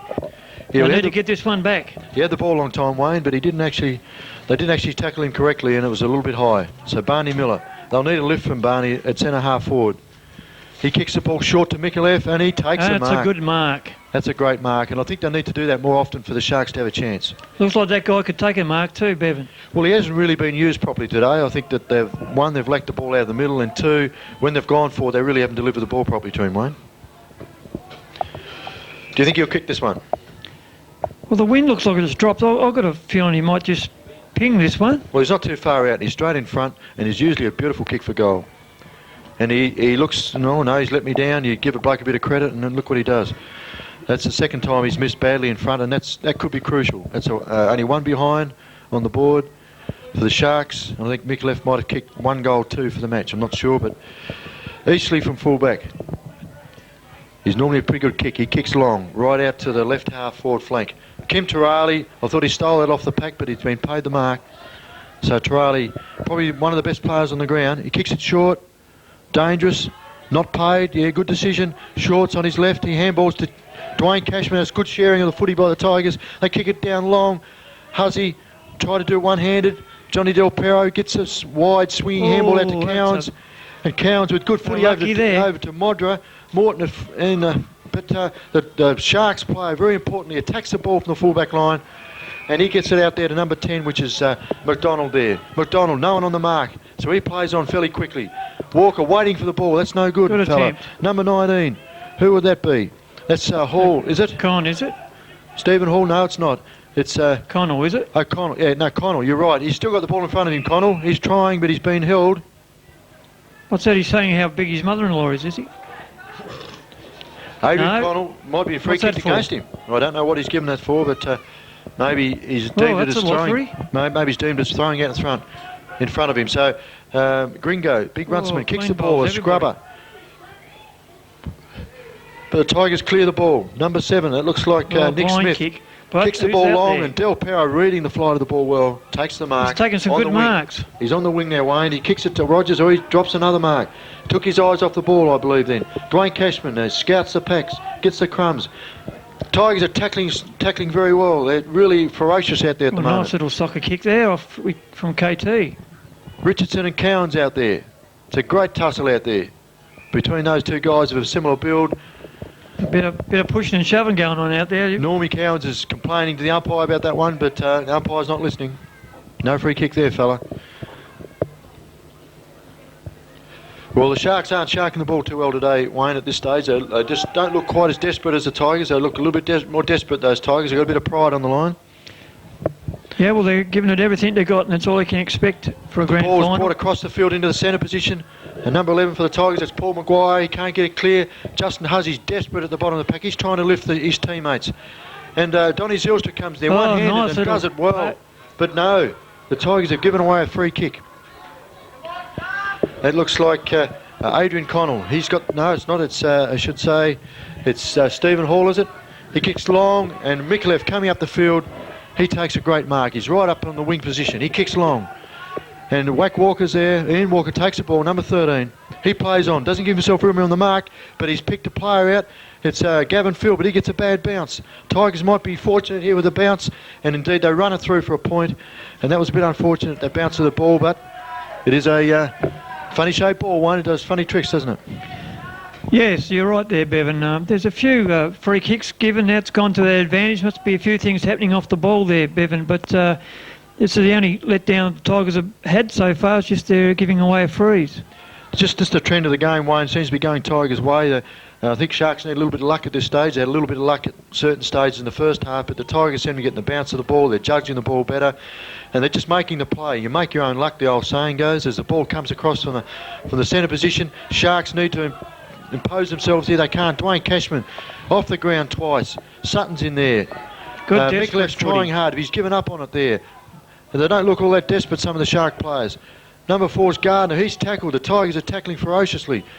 Wack Walker is bumped by his own teammate there. Sutton. The Tigers seem to be in there in the numbers there at the moment. Good. And the Tigers at the bottom of the pack again. Sutton there off the ground, but the ball's out to young Gardner. He's got the ball. There's a chance for Sharks. Number 1. He's running to open goal. He might have pinned this is one. a good That's a goal. great goal. Scott Hyland That's the kicks a break they great need. goal. Well, that came out of nothing, really. The Tigers looked as if they had the run of play there around about the centre half forward position, but somehow the ball squeezed out there, bounced to the ball, and young Hyland read the play a bit better, and that was a really important goal. Could this be the change in momentum that the Sharks need, Bevan? Well, Wayne, you know, really they were desperately looking for some lift there, and I noticed Walker and Hyland, they congratulate each other there, and I think they really needed that one, and that might be the lift they need, particularly against the wind. That was a really important goal, and the lead's back to only 14 points. 6-2-38 to 3-6-24. 14 points of difference as the Sharks get the ball out. Fields playing a great game. He's on his own now, taking on 2 Tigers. He gets the ball. Mikulev might almost got a free kick there. The umpire nearly put the whistle to the mouth. Miller's there using his bulk. Gardner gets the ball smothered. Important smother out there by the Tigers. It's a really crucial stage of the game as Sutton gets the ball out to Dwayne Cashman. Important disposal, that one. Kim Turali can't find the handle on the ball. Gets the ball, weaves, back and forth, back to Dwayne Cashman. Look for a teammate. That's good football by the Tigers. Hobbs not really in the game at the moment. Hasn't been for quite a while, but he's arguing with the umpires. The ball gets back towards the Tigers, or Sharks centre half forward position. But there's a free kick off the ball. And I believe it's going to the Sharks. Yes, a player was held back there behind play, and it's Gardner with the ball for the Boatharbour Sharks. He's looking for a lead. And who is it? Looks like number 6. He takes the mark all on his own. That was Paul Manning up there. And it's Gavin Townsend. He's too far out for goal, I believe, and he'll be looking for a short pass. There's none forthcoming, gone Wayne. to sleep. Can you see a lead coming? No, he's ignored leads. He kicks it low. Well, it wasn't very effective for his teammates, and the Tigers were able to clear it. They're shepherding. No, they're not. Yeah, they're shepherding Dwayne Cashman out there as he takes the ball, puts it out in front of him, does it all on his own. And that's great play by Dwayne Cashman. And he can't keep it in Well play. done. That's good tough stuff. Good tough stuff there, and they really need to stop Dwayne Cashman getting that ball along the flank there. It was good play by Dwayne. Yep. It's a good, hard physical contest at the moment as the ball's thrown in not all that well, but it's cleared there by Runciman. Rod Hodges not really in the game, gives it to Plunkett. Plunkett well tackled. And the Tigers tackling to me is a feature, Wayne. They Yeah, really the are desperation out there, and it's good to see in the finals. That's what they need. Somebody that's going to go in hard after the ball. It's certainly a feature of the match so far, the tackling and the intensity of the Tigers. The Sharks have been at times, but I just think they're just lacking a little bit compared to Brooklyn at this stage. And the ball's pushed towards their forward line. The Tigers running the wrong way, but it's taken over the boundary line by Smith, who's one of the better players for the match, I believe, for the Boatharbour, for the Brooklyn team, and he's been very solid in defence. As the ball's out of bounds and it's thrown in, Runciman, Fellows there, number 19, was it? No, Elliot Rogers, it wasn't. The ball's now gathered, but no, it's kicked over the boundary line by that player for Brooklyn. Michael Gale, is it? Looks like Michael Gale look-alike. It does, but it's Paul Maguire. Looks like Paul Bullis a little bit, or Michael Gale with the long hair. But boundary umpire's throwing the ball in now. Doesn't get much elevation, but Rod Hodges in the best position to get trapped that one from Runciman. He kicks it along to the top of the square, and Gavin Field's there, but it's going to clear his head. That was unfortunate there. He's in the right place at the right time, but the wind just dragged the ball over his head, so a bit of a fortunate break there for the Tigers, I believe. The wind doesn't look like as strong as it was in the first half, Bevan. No, but it's still going across the ground a little bit, I think, Wayne, and but certainly favouring the end to which the Tigers are kicking, and they enjoy a 14-point lead about halfway through the third quarter, and this really is a crucial period. If the Tigers can get away, they'll have the game set up for a win, but if the Sharks can grab a couple of quick goals, then really they're in with a big chance. Snap on the boot, but off again. They've had more misses than Henry VIII at the moment. Yes, and that ball was kicked towards goal by Field under a lot of pressure, and he's missed everything, and it's a free kick to Kim Turali in the full-back position. Kim Turali looking for someone to kick to, looking into the sun. Kicks long. Beautiful kick there, right towards the centre. That ball's gone right to the centre position. 60-metre kick. And put it off the ground by the Tigers. Clean Don bowling. Zylstra playing behind, gets there, the lucky bounce there. Through, but the ball is smothered. Ellie McDonald, no, it gets Well over to done, Normie good Cowans. handball. Normie Cowans on the left foot, good possession there. Gets it to McLaren. It's another Graham goal Hobbs, coming up. very dangerous. He gets it onto his boot. That's another goal. That's a beauty. Great goal there to Graham Hobbs. It might be his first for the day. Yes, and that could be a crucial goal, Wayne, that one, because I think they needed a little bit of a steadier. The game was in sort of a limbo situation, stalemate situation, and that goal just given the Tigers that breathing space that they enjoyed. Yes, just their persistence. They're persisting with, and they're punching, and they're going in for the ball. I think this is the feature, as you said before, Bevan, and I think this is what's the edge is at the moment. Yes, well, the Tigers have been able to clear the ball a little bit more effectively from their back line, I think, when they've had the wind, and that certainly showed there. A couple of kicks, long kicks, and they had it right down to Hobbs, who kicked the goal. The ball's cleared out of the middle now with that ball up. Really non-effective clearance from the ruckman, but Huzzy's got it, number 3 for Sharks. He's trying to lift them with his strength, and he's a key player. Kicks it long towards Mikulev. He's behind. He can't take the mark, and in fact, he's cannoned into the pack, and you can't do that, son. You've got to get in position. Good play by, courageous play by Smith for the Tigers at centre-half back. He kicks long. Someone was up before acceptances. Rod Hodges, number 23. He's also trying to lift his side.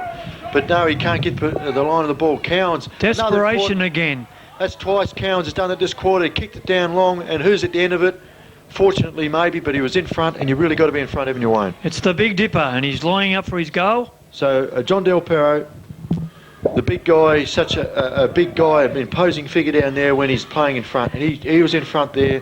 Fortunate kick off the ground, but he was in front, and he's taken a shot at goal from about 30 metres out, 35 metres out. And really, I think he might have kicked that one. Yes, might and have I just think snuck he's stopped it. He's kicked the goal. So that's a The really players are important really exchange, going. that one. some might say a bit of luck, but really when the ball's knocked forward your way, you must be in with a chance. And if you're in front position, you're always a chance. The Tigers running from all positions on the ground to congratulate him, and I think Dipper's a confidence player. If he can kick another goal like that, I don't think there's any stopping him at this stage. Yes, well, goals to Hobbs and Del Perro has really put some breathing space between the two teams. Two experienced players, Hobbs and Del Perro. Del Perro kicking that last goal, and so the margin's now 26 points. 8-2-50 to 3-6-24. This time the ball's cleared out the middle by Sharks. A quick exchange up to their forward line. And who's the mark? A very important mark down there by the full forward Mikulev for Boatharbour Sharks. And he's got another opportunity. He's missed a couple of the last couple of shots, and he's got a really important opportunity here to kick their fourth goal. Sean looks like he might be tiring in the ruck. Gringo's starting to get on top now, and that could be dangerous. Yes, I know Huzzy's gone on the ball a lot more this half, and also Wack Walker. We spoke about half-time in Walker in the middle. If he can stay in the middle there and get that ball down, then who knows? As Mikulev comes in and kicks for goal, and he's gone to the right again, I think. Yes, he's missed that one. Touched off hands, through for a behind. So he's had a pretty poor return for his efforts today, Rick Mikulev. I think he's kicked 1 goal 3. I'll check on that later, but really he should have had 2 or 3 on the board by now. And that's 8-2-50 to the Tigers and 3 goals 7-27 to the Sharks. Double their score, Wayne. And really the Tigers deserve that lead. And there's a free kick from the kick out there, head-high tackle. And who would it be? Kim Turali, the guy that's always at the bottom of the pack. So Turali clears it wide. He's looking for a teammate out there, but it's a poor kick. And he's kicked it straight to a Boatharbour guy who played on unwisely. Gets it out to Smith. He kicks awkwardly but effectively towards Hobbs at centre half forward. Punched by Barney Miller. And there's still no the Sharks players under a lot of pressure. Miller gives it out to his teammate there. He's in a heap of trouble. The tackling has been ferocious. He's been caught in the net. Donny Zylstra's playing on, but no, he won't be allowed. So Don Zylstra, fortunately there for the Sharks, he wasn't allowed to play on. Yeah, the Sharks got caught in the net then of the Tigers, and that's a desperation. The Tigers have got a new spirit, I think, within them. Well, the Tigers are the players sharking the ball, Wayne, under the packs. It seems to me that's the way it's going, and they've got lots of problems, Sharks, at the moment. As the ball's kicked by Maguire down there. Elliot Rogers there as well. Brooks is on number 10 for a run. Gavin Field, it's Heppy down there is in defence there for the Sharks, trying to clear it. Morton's out there, number 3, got possession of the ball. Players are letting him have a free run with the Shepherd. Punch clear, well punched by that player from Graham Hobbs, who had front position. Could have been a free kick there to the Sharks, but not given. The umpire's chosen to let the game go on. So a ball-up situation at a crucial time in the game. 25-point lead, and the Sharks would not want to let the Tigers get another goal as the ruckman go up. Cleared by Runciman. Head-high tackle there to Hobbs, not given. Punch clear by the Sharks players, but not effectively, and there's another ball-up situation. Right at the true centre-half forward position. Umpire Kelly to throw the ball up. Runciman. Yeah, he just wins that tap as well. Ian Walker gets the ball out to Richardson. The Sharks are lifting their rate here at the moment. Blind kick. But who's got the ball? Connell. Adrian Connell kicks the ball long into centre half forward. Donny Zylstra. Oh, that's a good Not quite. No, didn't quite have possession. Not paid. Cleared by Field. Out there to Cunningham. Field's there again. Oh, that's tripped him. They're desperate, the Sharks. They know this is their last chance. And that's a great individual effort by young Highland. He bounces the ball though. He's luckily he's got rid of the ball. He could have been pinged for running too far. Great effort. That was a great individual effort by the Sharks, and who knows, if they get a goal from this effort, this could be a team lifter again. It is a team lifting. He kicks the ball long. Huzzy's down there. The ball bounces poorly again for the Sharks. They haven't had much luck today when it comes to that, and it's effectively knocked over the boundary line. Good play by the Brooklyn back line. And they've been desperate down there. Not a lot of skill, but desperate enough to knock the ball clear. A bit unfortunate there, Justin Huzzy. I thought he was in a good position, Wayne. Yeah, well, it would have been a team lifting performance if he could have went all the way, but it wasn't to be, and that ball had more turn on it than the Sheikah tweak. Yes, well, the ball was thrown in from the boundary line, and a bit rough tactic there. Could have been a free kick to the Tigers player there. Yes, he pushed him. Yes, Wayne's getting the two games mixed up, two different. He's talking about cricket there a minute ago, but the ball's cleared by David Brooks in the true back pocket position, kicks out wide, and the ball's over the boundary line. That Brooks looks a bit like the old Hungry Bartlett, doesn't he? He does a bit actually. He looks like Kevin Bartlett down there in the full back position. A lot younger, I might add. Yes, well, actually, would have been at the same age when he finished playing, I think, KB. Brooksy does look a bit like him as the ball's thrown in out there near the Penguin Creek Club Pavilion. Cowan's in the ruck, but number 10 for Boatharbour clears the ball, and Tarali is the last man to touch it over the boundary line. And so the ball's been brought in again. Hasn't been over the boundary line too much this quarter, Wayne, compared to the first half. No. The ruckmen do battle there, jostling their position. Again, no effective clearance, but the ball's found its way over the boundary line. Well, the Sharks desperately need a goal, Wayne. They're really struggling at the moment. Only halfway there to Brooklyn's score, 25-50. And so let's hope the Sharks can get a late goal. Unless you're a Brooklyn fan, I guess you don't want them to score. But as the ball's thrown in now, Brooklyn, no, it's Boatharbour. Richardson in there in front position, and he sees the ball over the boundary line. Now, the best team to win, Bev, and that's my best, and I hope it's a close game, but I hope also that the Sharks aren't gummies there at the moment, but I like them to show a bit more bite and a bit more fight, and I reckon we'll have a better game on our hands. What about gummies? But they were gunners at half time. They were going to do this and going to do that. But let's hope they do put up a good show in the second half, because just at the moment it looks dangerous as Hobbs gets this looks dangerous. The ball in the half-forward line. If he gets enough of the ball, they look very dangerous, Brooklyn Tigers. But Boatharbour defending stoutly down there. They're putting up a good show on that back line at the moment, and they're forcing their way around to the wing. Who is it out there? Looks like Barney Miller and young Gardner. But Cowans is starting to get a bit of the ball. Number 25 out there, and he blocks off that Boatharbour defensive thrust down there as the ball's thrown in right in the true wing position. Cowans in the ruck ball, look at it. No, it's not. It's big Gringo for the Tigers. He gets the ball clear. Elliot Rogers manhandled from front position. It's a very scrambly affair in there, but number 10 looks like guard. No, it's McDonald, I should say. Number 10 for Sharks kicks it out. Cowan's got the ball now. He traps it. Kicks it over there, head of Heppy for Boatharbour. It's very scrambly, but Tigers, Hobbs, he's starting to see it through the footy on his left foot. He sees McLaren, but no, he's kicked it too long. And a bowler, the ever-reliable player down there, the player I'm very impressed with, he takes the solid mark down there, and he's in the right position at the right time. He kicks it out to young Highland, who's also played I think he's played a great game, this young fellow. He's really lifted when Sharks have needed him. He kicks long out to the wing. Kicks it long, but who's there? No one really there. There's two Tigers against one, but well backed up by Dave Merton. He gets the ball, he's tackled, no free kick. McCowans is there. He's going to be tackled by Hodges, but Cowan's too strong. Charges through. He's had some important plays in the last 5 minutes. Bowler's in front. Did well, but no, look, it's going to be a scramble at right on the edge of the goal square, I should say, as Kelly comes in, covering a lot of territory today, Jim Kelly, and he's going to throw the ball up right on the edge of the square. Kelly throws the ball up in the air. Elliot Rogers, John Del Perro tries a Maradona, doesn't work, doesn't pay off. What do you reckon, Wayne? That would have been goal of the day? Yeah, it was a bit fancy. I don't think we can afford this sort of fancy work at the moment. But I think he should have grabbed the ball at least, shouldn't he? And, yeah. But anyway, Elliot Rogers is there. He's tackled. But Johnny Del Perro gets the crumbs. Could have kicked that, played on, but didn't. Boatharbour desperate down there. They're really applying pressure, but can they hold out? Brooklyn Tigers get it out through Johnny Del Perro. Kim Tarali's there. And he knocks the ball over with the help of a teammate over the boundary line. But the important thing, Wayne, is it's been in the Tigers forward line for much of the quarter, and the signs aren't good, are they? No, well, I mean, with the Sharks, they've got individual efforts all over the ground, but the Tigers are playing more as a team. They're looking for the handball. Yeah, certainly, that's true. They're certainly playing the better team footy. Barney Miller's deep in that back line down there. He's helping out. They're really putting a lot of the better players back there to hold Brooklyn out. As the ball's a scramble over on the boundary line there, Elliot Rogers comes over the top of the Boatharbour player. Maybe a free kick. No, it could be a free kick off the ball. Looks like a free kick against the Tigers. So a reprieve down on that half-back flank position there for the Boatharbour Sharks. No, it's given to Cowans.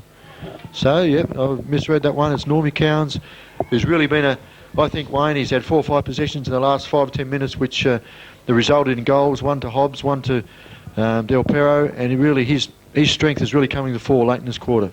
He kicks long. It's a good kick right at the top of the goal square. Del Perro, he's found him again. He's put it right at the top of the goal square. And big guys like that, the longer the game goes, the harder it is to stop those guys, isn't it, Wayne? Yeah, that's right. And Big Dipper down there's playing his heart out, and I think it's a good captain's knock. Yes, captain's knock. He's still talking about cricket over my colleague at the moment. But Big Dipper, here's a chance to put Tigers in front by the biggest margin of the day, over 5 goals if he can dob it. Comes in, Only about 2 steps, but he's kicked it. He's a fairly What accurate a kick. beauty. And really, that's going to make it very difficult for the Sharks. The Tigers now lead by 31 points. It is. The Tigers have got their tails up at the moment. Tails up, and the Sharks have got the fins down. So it's not looking good. The fins are down under the water, and the Sharks' tails right up in the air at the moment. The Tigers' tails right up in the air as Big Dale Houston comes on the field. We look at the scoreboard. It's 9-2-56. Good kicking. In fact, Sharks have kicked 3-7-25, so effectively, Wayne, there's only one more scoring shot by the Tigers, but score says 31 points, so it's a big break now for the Tigers as the ball's bounced in the middle. Yep. Runciman gets a tap, a little bit of a tap there for Sharks, but it's not doing any good. Now they've got Gavin Field in the middle. He clears the ball, but playing in front. Another blind Mikuleev's kick. been playing in front all day. Didn't He's look down for a from man, full just forward. kicked it. He's at centre half forward at the moment by the look of it. Justin Hussey at full forward. Eastley, about the same build. He played in front and took the mark. Kicks the ball long. Hobbs centre half forward. Doesn't take the mark. Can't get the rebound. The ball's underneath the pack. Thrown out by the Brooklyn player. 10 is a McDonald for the Sharks. He can't get it. It's pushed over towards the boundary line and might be out of play. No, Field keeps it in play. Barney Miller gets the handball. That's better play by Sharks. Kicks it long. Mikulev can't get the bounce of the ball. Neither can Walker. Gets out there to Adrian Connell. He's played a fair game. Kicks it up high. Straight to Donny Zylstra.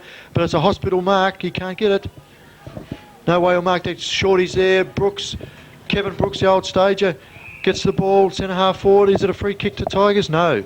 With about a minute or just under a minute to go, it's a free kick to the Sharks player. And that could have been curtains if the Tigers could have got a goal there, I think. And we're looking at only about 20 seconds to go until three-quarter time. He kicks it wide and dangerously wide out to Young Highland. He's been playing on at every opportunity today.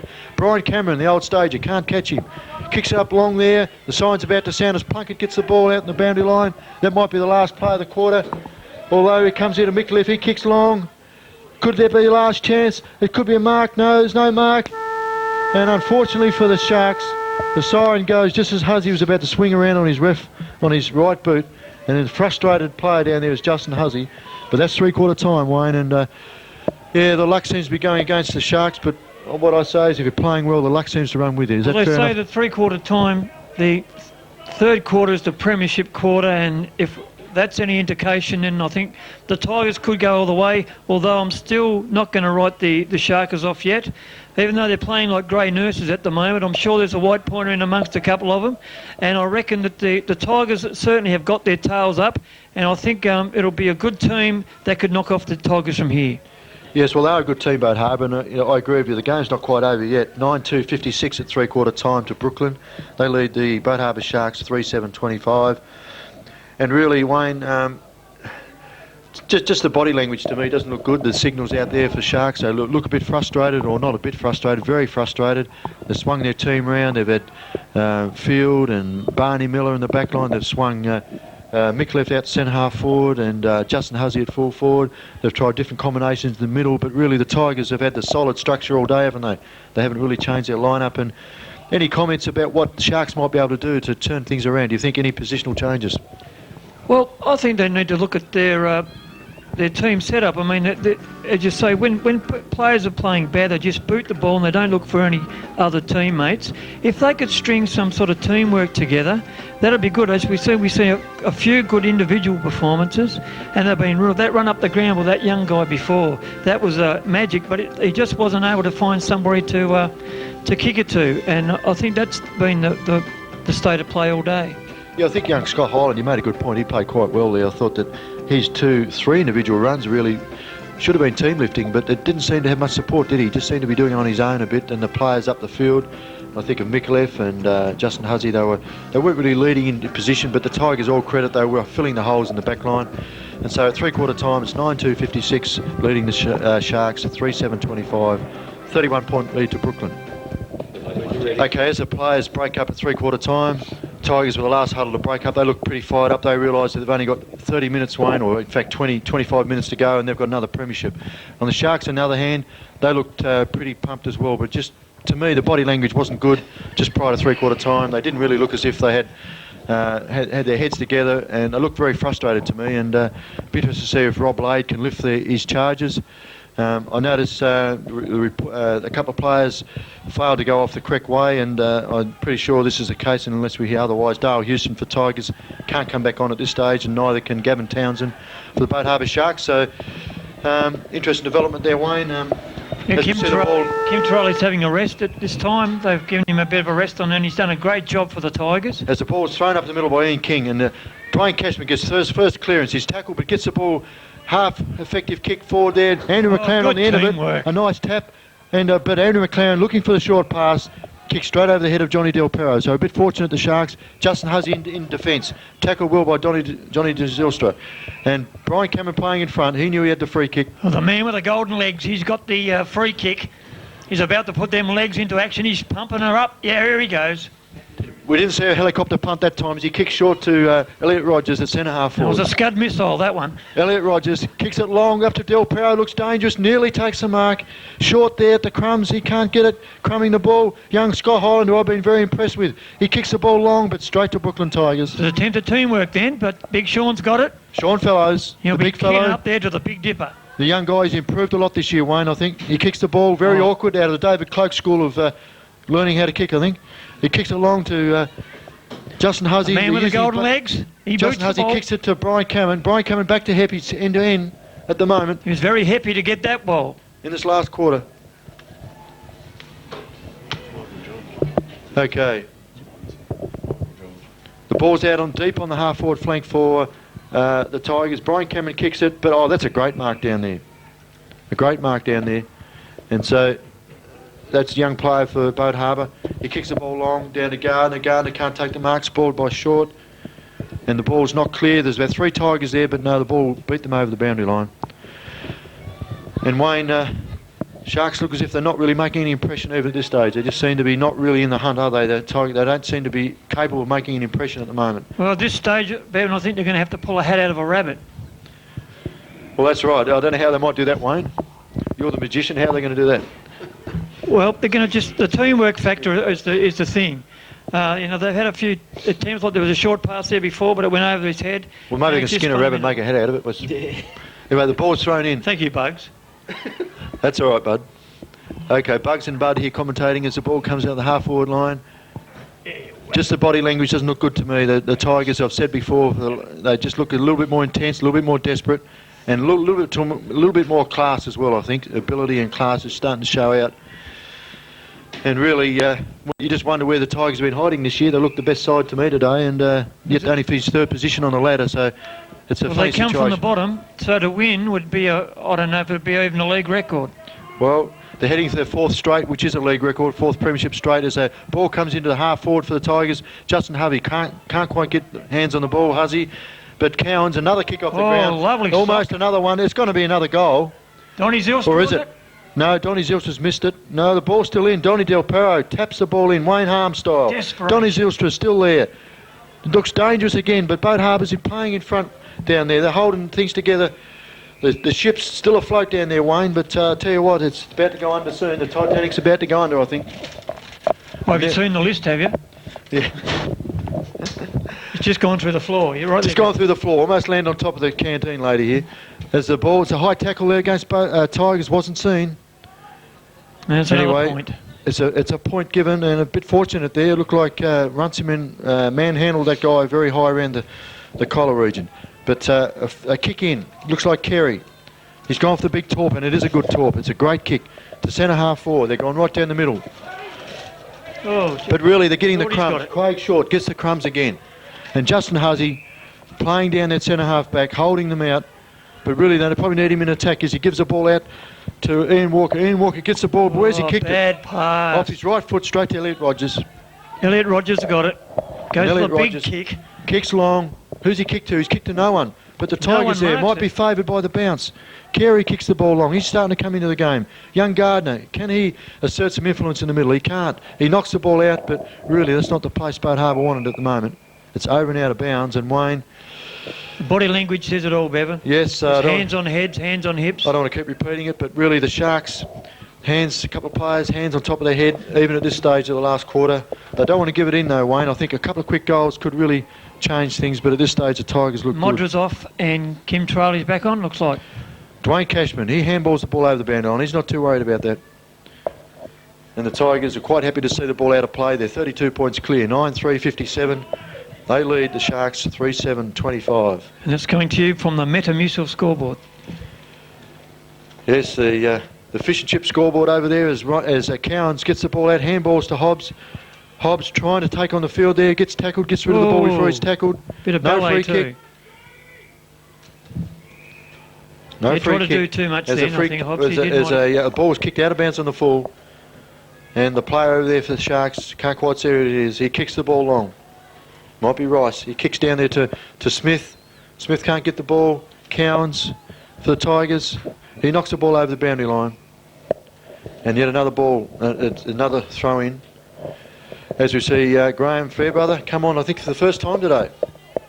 It's a bit surprising he hasn't been out there earlier, Wayne. I don't think Graham's been on. Yes, and they're showing the fine art of how to use the interchange properly. Yes, I'm very surprised he hasn't been on. He played well last week, I believe, but yet it shows the strength of their squad. But today it hasn't really fired. And as Walker gets the ball from the throw-in situation, well smothered by the Sharks, they've got to be desperate in this last 20 minutes to have any sort of chance. K2's on the bottom of the pack as usual. As Jim Kelly comes in again to ball up, and maybe this is a tactic from the Tigers. They're just going to play that, going to milk the clock. As Jim Kelly comes in, throws the ball, well nullified there by the ruckman. As Gavin Fields on his right boot, that's not what his preferred foot is. Kicks the ball out. Smith punches the ball clear. Great play. As the Sharks have got bowler at centre half forward by the look of it. Huzzy centre half back. More blind kicks out there than Stevie Wonder. Yes, as the ball's thrown in, and my comrade here is cracking jokes left, right and centre, but there's not much applause. I'm serious. He's serious. As the ball's knocked out here towards the centre, and it looks like Carey's coming off. Wayne Carey's coming off. No, not Wayne Carey. Who is it, Wayne? The other one. Wayne, it's Carey coming off. Okay, as the ball's thrown in the air. Who is it? Big Gringo goes up. He's beaten again this time. The young ruckman for the Tigers is starting to take over. As Gardner gets the ball. Not clear. Graham Hobbs, not having a productive day, yet been effective at times. Pressure by Number the 3. Tigers is just nullifying everything the Sharks are trying to do, and they're giving them a real battering at the moment. They will be flaked by the end of the day, I reckon. Yes, as the ball's thrown in the air, and the young ruckman for the Tigers gets the ball clear, but this time it's happy for the Sharks boys. And they've knocked the ball clear, but it's a very scrambly affair, and there's really no, it's dragged back in, and probably a ball-up situation will result. Still So desperation in there. The Tigers are still in there. They're not giving up. They're not rolling over. Well, I don't know if it's a sign of tiredness or what, Wayne, but it's fairly scrambly so far in this last quarter. And looks bad news for the Sharks. They're not able to get a clearance in there, not able to... As Richardson takes his eyes off the ball, goes in there and bumps the play out of the way, but Hobbs comes and takes the mark. Looks Kicks for it a long, player. Graham Fairbrother underneath the ball as Johnny Del Perro behind the play, He's gets the coming, ball he's now. pumped. He's running the wrong Dipper is way, but he pumped. gives the ball out. He gives the ball out to Highlanders it down there. He's bumped off the play. And it doesn't look good now as the Sharks give away a free kick down the field. Craig Short gets the ball. Kick it long, short. Short's kicked the ball. He kicks it long. I don't think he knows how to kick it long. He only kicks short, I think. As Huzzy, he's got the ball. He doesn't look all that keen to pick it up. So It's weighing about 100 tonnes at the moment, that ball. I don't know what for the Sharks. I don't know what it will take for the Sharks to get fired up here, but they're really being Another outplayed. strong mark. They're playing behind as Dwayne Cashman shows that again and proves that again that he's playing in front. As John Richardson tries to protect the guy from playing on there. As Dwayne Cashman goes back, kicks long, kicks it long to full forward. Who's there? It's a great mark down there. Great mark in defence there. Great mark by the Sharks. Young McDonald, he's played quite well back there as well. Serves the ball. Young Highland drops the mark that time. He's played a good game. Kim Turali gives it off to Donny Zylstra. It's going to be a goal. Donny Zylstra's And missed that one. No, he's Sharp missed angle. On his wrong foot there, tried to bring that one around, but Number 1 for Sharks is Michael Johns. Scott Island. okay. Just been informed one of the players had a wrong number, according to the score sheet. But anyway, kicks the ball long out to the Sharks half-back line.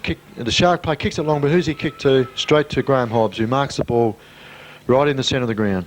Graham Hobbs coming into the game this last quarter. Just making sure that the Tigers don't lose it. I think he's just making sure that he can hold up the play that the Sharks, when the Sharks go forward. Del Perro from behind. Can't take this is a Donny goal. It's Zylstra. got to be a goal. Sharks it again. Gives it to Dwayne Cashman. Dwayne Cashman, That was a great handball. he's booted a point. Beautiful point, though. And he's missed from straight in front. A great handball to Donny Zylstra, but Dwayne Cashman missed that one. And the Tigers are already starting to celebrate down here on the bench. We already think the game's all over, and it possibly is too. I think it's going to be very difficult with only 10 minutes on the clock to go. The bench are going ape. I think with the Sharks only kicking 3 goals for 3.5 quarters, to kick the last 5 goals would be a big ask. And that's a long kick out from Boatharbour. You just wonder where they're going to get their drive from. But they get the ball this time through Merton. Merton over to Gavin Field, who's been too quiet today. He's been needed to lift down the middle. Gets it down there to Bowl at centre-half forward. Eastley's there. Mikulev's out of the play. He's bumped out of position. And Barney Miller, he gets the ball. Maybe this is an opportunity. And David Merton at centre-half forward. Teamwork. Maybe this is their last hurrah. Maybe they can get a run on here. But who knows? If they kick this goal, they might still be in with a faint chance. As David Merton doesn't take any time, and he nails that one. Badly needed goal, so they're And the trailed by 4 Sharks aren't goals. done yet. Okay, the score now, 4-7. 31 points to the Boatharbour Sharks. It's the first goal for well over a quarter, I think, Wayne. They might And be they a trail the Brooklyn Tigers 9-5-59. They might be a bit battered, mate, but they're not deep fried yet. Yeah, good comment, Wayne. The Sharks' spin's just starting to surface again. They're just starting to show a bit of life, and who knows, maybe this game's not over, but a 28-point deficit, you still think 5 goals is a big ask.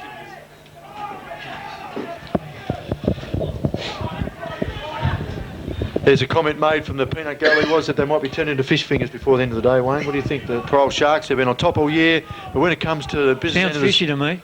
bit fishy, yeah, well, don't be too hard on them. They've had a fair red-hot go today, but really the Tigers have looked a bit more desperate to me. As Boatharbour in There's the a guy van who there, hasn't been centre-half seen back. all day.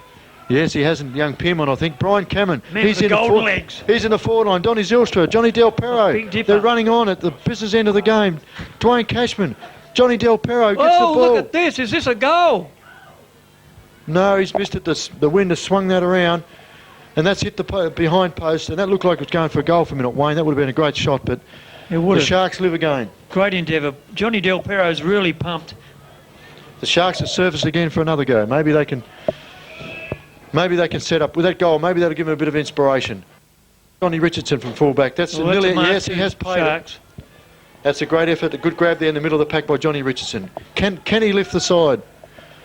I think this is his last hurrah. There's a few players retiring for the Sharks today. Maybe they won't if they lose the game.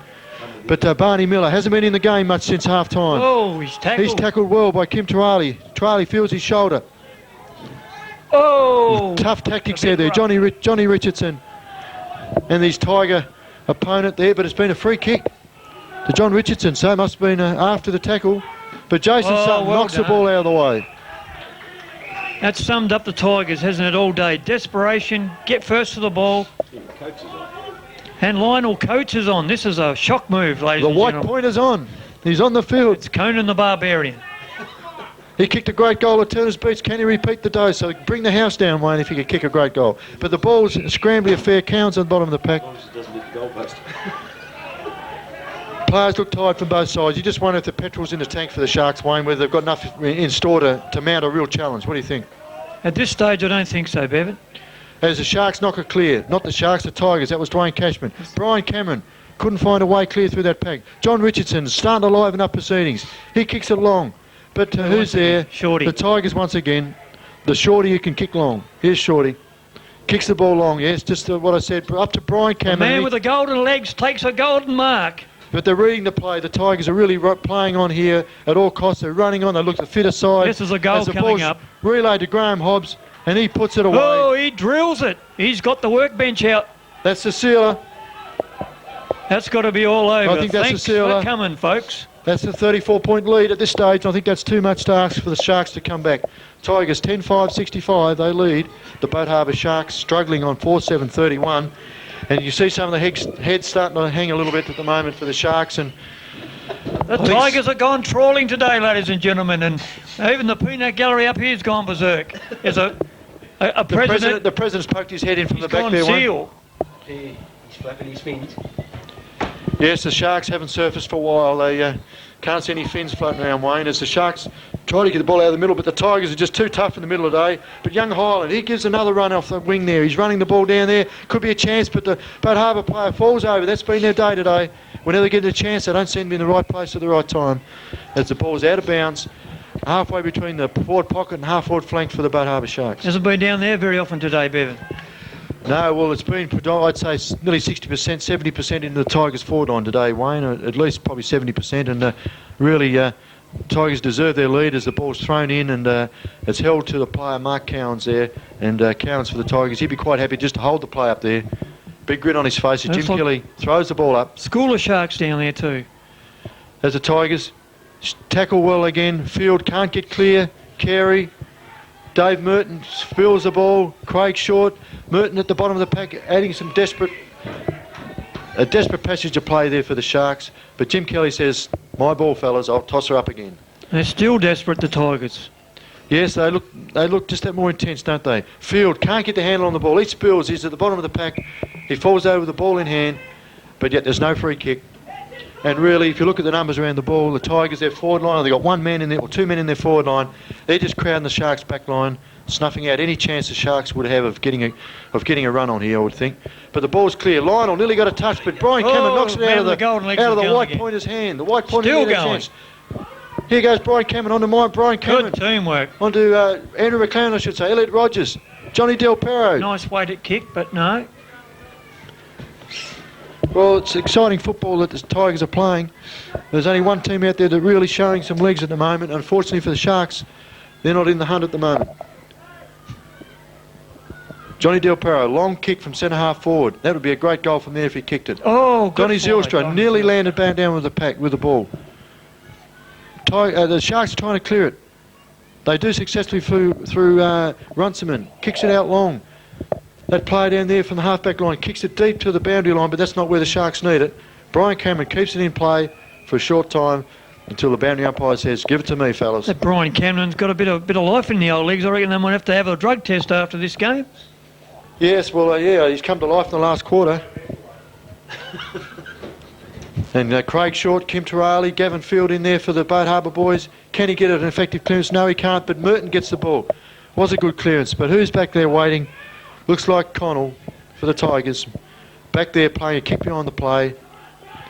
Good play by the Tigers. They've shown how to play good team football today as he kicks it long, but it looks like a mark. Yes, he's paid that mark to the Sharks player. He stuck up his fins and caught that one. Looks like McDonald. He plays on, he kicks it, but who's he kick it to? Oh, that's happened too often. All day. They've just too often they've kicked it straight to Tigers players all day, and that again kicked Elliot Rogers, and Rogers kicks it wide. He's quite happy to kick it out wide to the wing, but who's there? His teammate Kim Terali. Terali's got the ball. Pulls his socks up. Taking all the time in the world. He's got all the time in the world to kick the ball long. Graham Hobbs is the guy he's looking for, and he doesn't let him down. That player doesn't let his teammate down.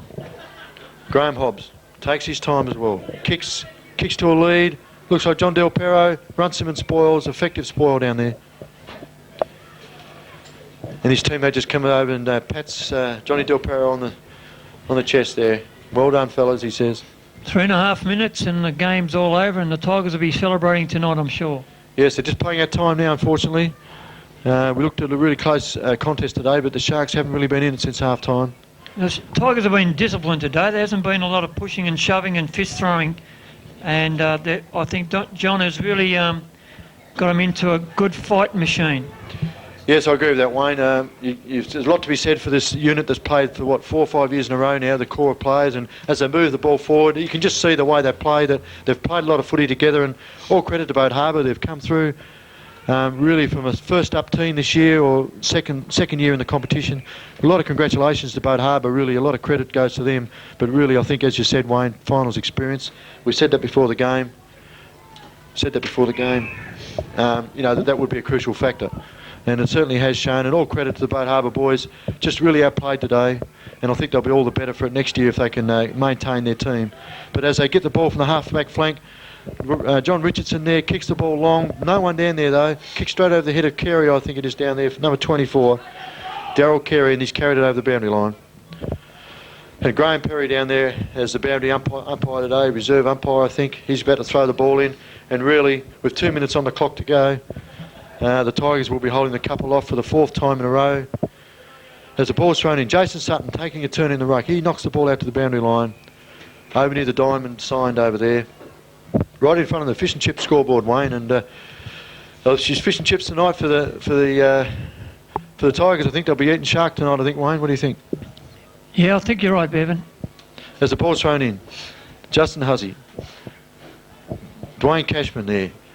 Could be a chance for The Field. snap. He kicks the ball. I think he scored one. Little too late. Yeah, good goal there for Field. He's kicked a goal. And so put some respectability on the scoreboard. Yeah, So that's too little, too late, Bevan. too little, too late. So that makes it 5-7-37. Like trying to to plug the Boatharbour Sharks. Titanic with toothpicks. 5-7-37 to the Sharks. They trail Brooklyn Tigers 10-5-65. So another very convincing win to the Tigers in their finals campaign. I think they've won each game by around 5 goals or more, Wayne. So that's been a very impressive performance. Yes, and I think that the Sharks are going to be very disappointed, and I think they come in here hoping to make more of a contest to this. And their second year in, they've done well to get into the grand final, but I think they're going to be very disappointed tonight. Okay, the bounce of the ball. Still a little bit of play. Probably a minute or so to go. No one clears the ball. Traily's got a chance here. Brian Cameron mopping up once again. Playing a great last quarter. Who's that player out there? Looks like Scott Hyland. No, it's Elliot Rogers now has got the ball. He kicks along the centre half forward. Johnny Del Perro, a chance. He misses it though. But He's going to get it. he's been paid. He was in front. Look, if you're playing in front, you get the footy, don't you? And that's what's happened today. That's it. I think playing in front, the Tigers have shown the Sharks, you play in front, you get the free kick. Yeah, I'd like to see him cap it all off with a goal today. He's really played with a lot of heart and a lot of passion, which he always does. Yeah, well, he's kicked it sideways, but really that's not a bad move because Kim Traley on the run can kick and play on, and he has. He's kicked a And he's kicked beauty. a great goal. And what a team this is. They've won 4 straight. All credit to the Tigers. Get your umbrellas up, ladies and gentlemen. It's Unselfish raining goals football. out there. Unselfish football there. And that's Kim Traley's dobbed that goal. Great unselfish football by the coach, Johnny Del Perro. And the coach has led by example today. He gives it off to his vice-captain for a goal. Is he the vice-captain, Kim, or is he the captain out there, Wayne? Well, we're not quite sure one of what them. Kim's role is. I think he's vice-captain. But anyway, that was a great goal to Tigers, and really they've restored their 34-point lead. He is captain, I should say. Kim. This is a fitting end, I think, as well for Mark Harris. I said it at the start of the game that he missed out last year, and this year he's in it, and they've won it. Well, the ball's cleared by Justin Hussey, but out there, Dwayne Cashman fighting with the ball with Scott Hyland, and the ball's taken over the boundary line. Scott Holland. It's Michael It's John. Michael Johns, sorry, the mistake Goes in to the walks. The goes to walks. He's the phantom out there. It's young Michael Johns. Very impressive game by the young guy. I've called him Scott Hyland all day, but young Michael Johns, number 1 for Boatharbour. He's played a good game, but really he hasn't had a lot of teammates, I don't believe. Lionel Oh, Coates, here he the white goes. pointer. He's got He it. gets the kick, but no, it's a free kick. Lionel doesn't get on the stat sheet. It's a free kick to Ian Walker. But there's the final siren. A great And there it victory is. of The the Tigers Tigers. congratulate themselves. They've done it the hard way. They've come from the first semi-final, finished third in coming into the finals, 3rd position on the ladder. Won the first semi against Central Coast, won the preliminary final against the City Hawks, and now taking out the big one today, the grand final against Boatharbour Sharks. And really, they were the better side on the day. Congratulations to them, but really the heart goes out to Boatharbour Sharks. They've been the best side all year, but on the day, Brooklyn certainly looked the better side. Thoroughly deserved win. Wayne, what's your comment?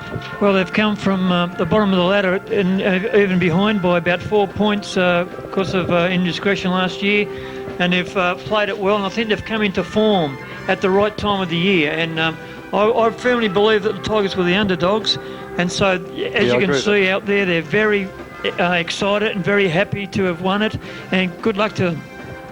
That's right. Just looking at the final score, Wayne. Pretty good score line for the Tigers, obviously. 11 goals, 5, 71 have defeated the Boatharbour Sharks, 5 goals, 7, 37. And really, the scoring shot, 16 to 12, only partly tells the story. I think the Sharks really were outplayed today. They tried hard, there's no doubt about that. But really, I think class out there today, class and experience shone through. the Tigers, when it really counted, at half-time they led by 16 points, final margin 34 points. So really they increased that margin, didn't they, Wayne? They virtually doubled that margin at half-time, and I think that the final score is indicative of the way the game went.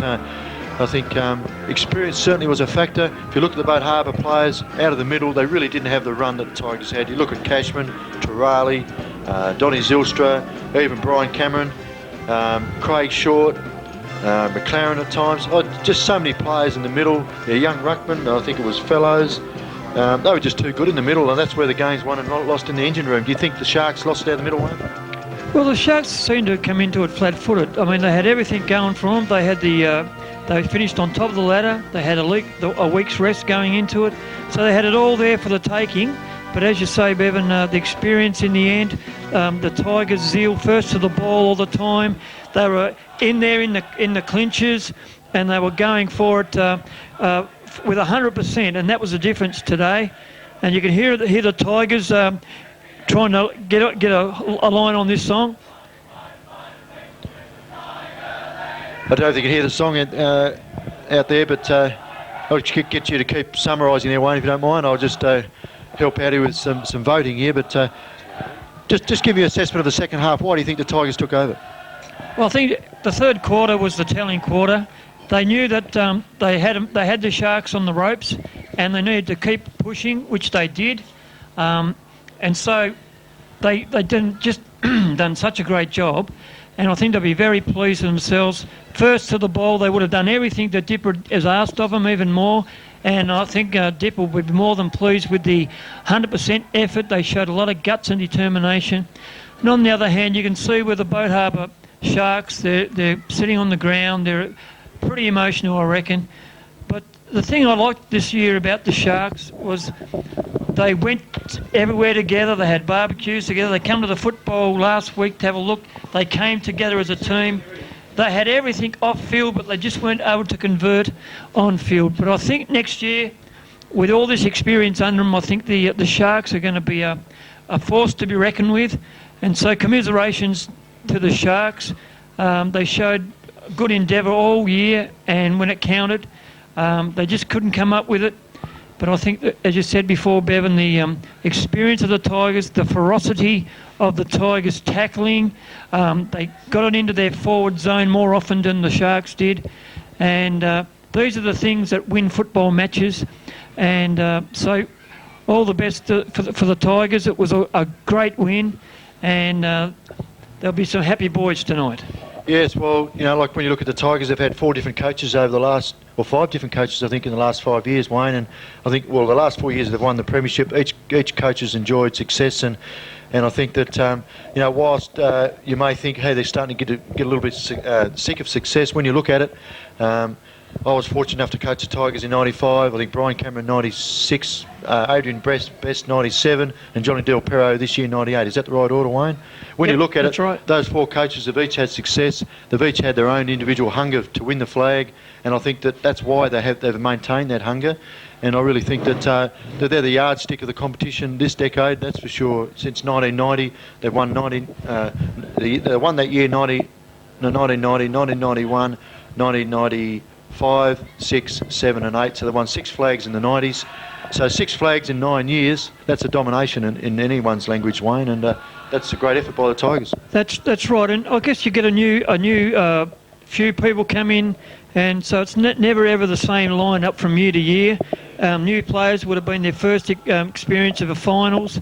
I was talking to Sean before the game, and I said, "Are you nervous, mate?" And he said, "No, I'm cruising along." And I think they might have been quietly confident, although I wouldn't have thought so on paper, on past experiences. And so they come from nowhere, and I think they'll be very proud of themselves, and they've all done a good job, and every one of them that stood up to be counted is worthy of the side. Just a final summing up, Wayne, I just think that when you look at the 2 respective sides, Boatharbour really didn't have an avenue to goal, whereas Tigers had about 4 avenues to goal. Johnny Del Perro, Graham Hobbs. We haven't got the final goal kickers, but I think you'll find that those kicked 2 or 3 each. Donny Zylstra.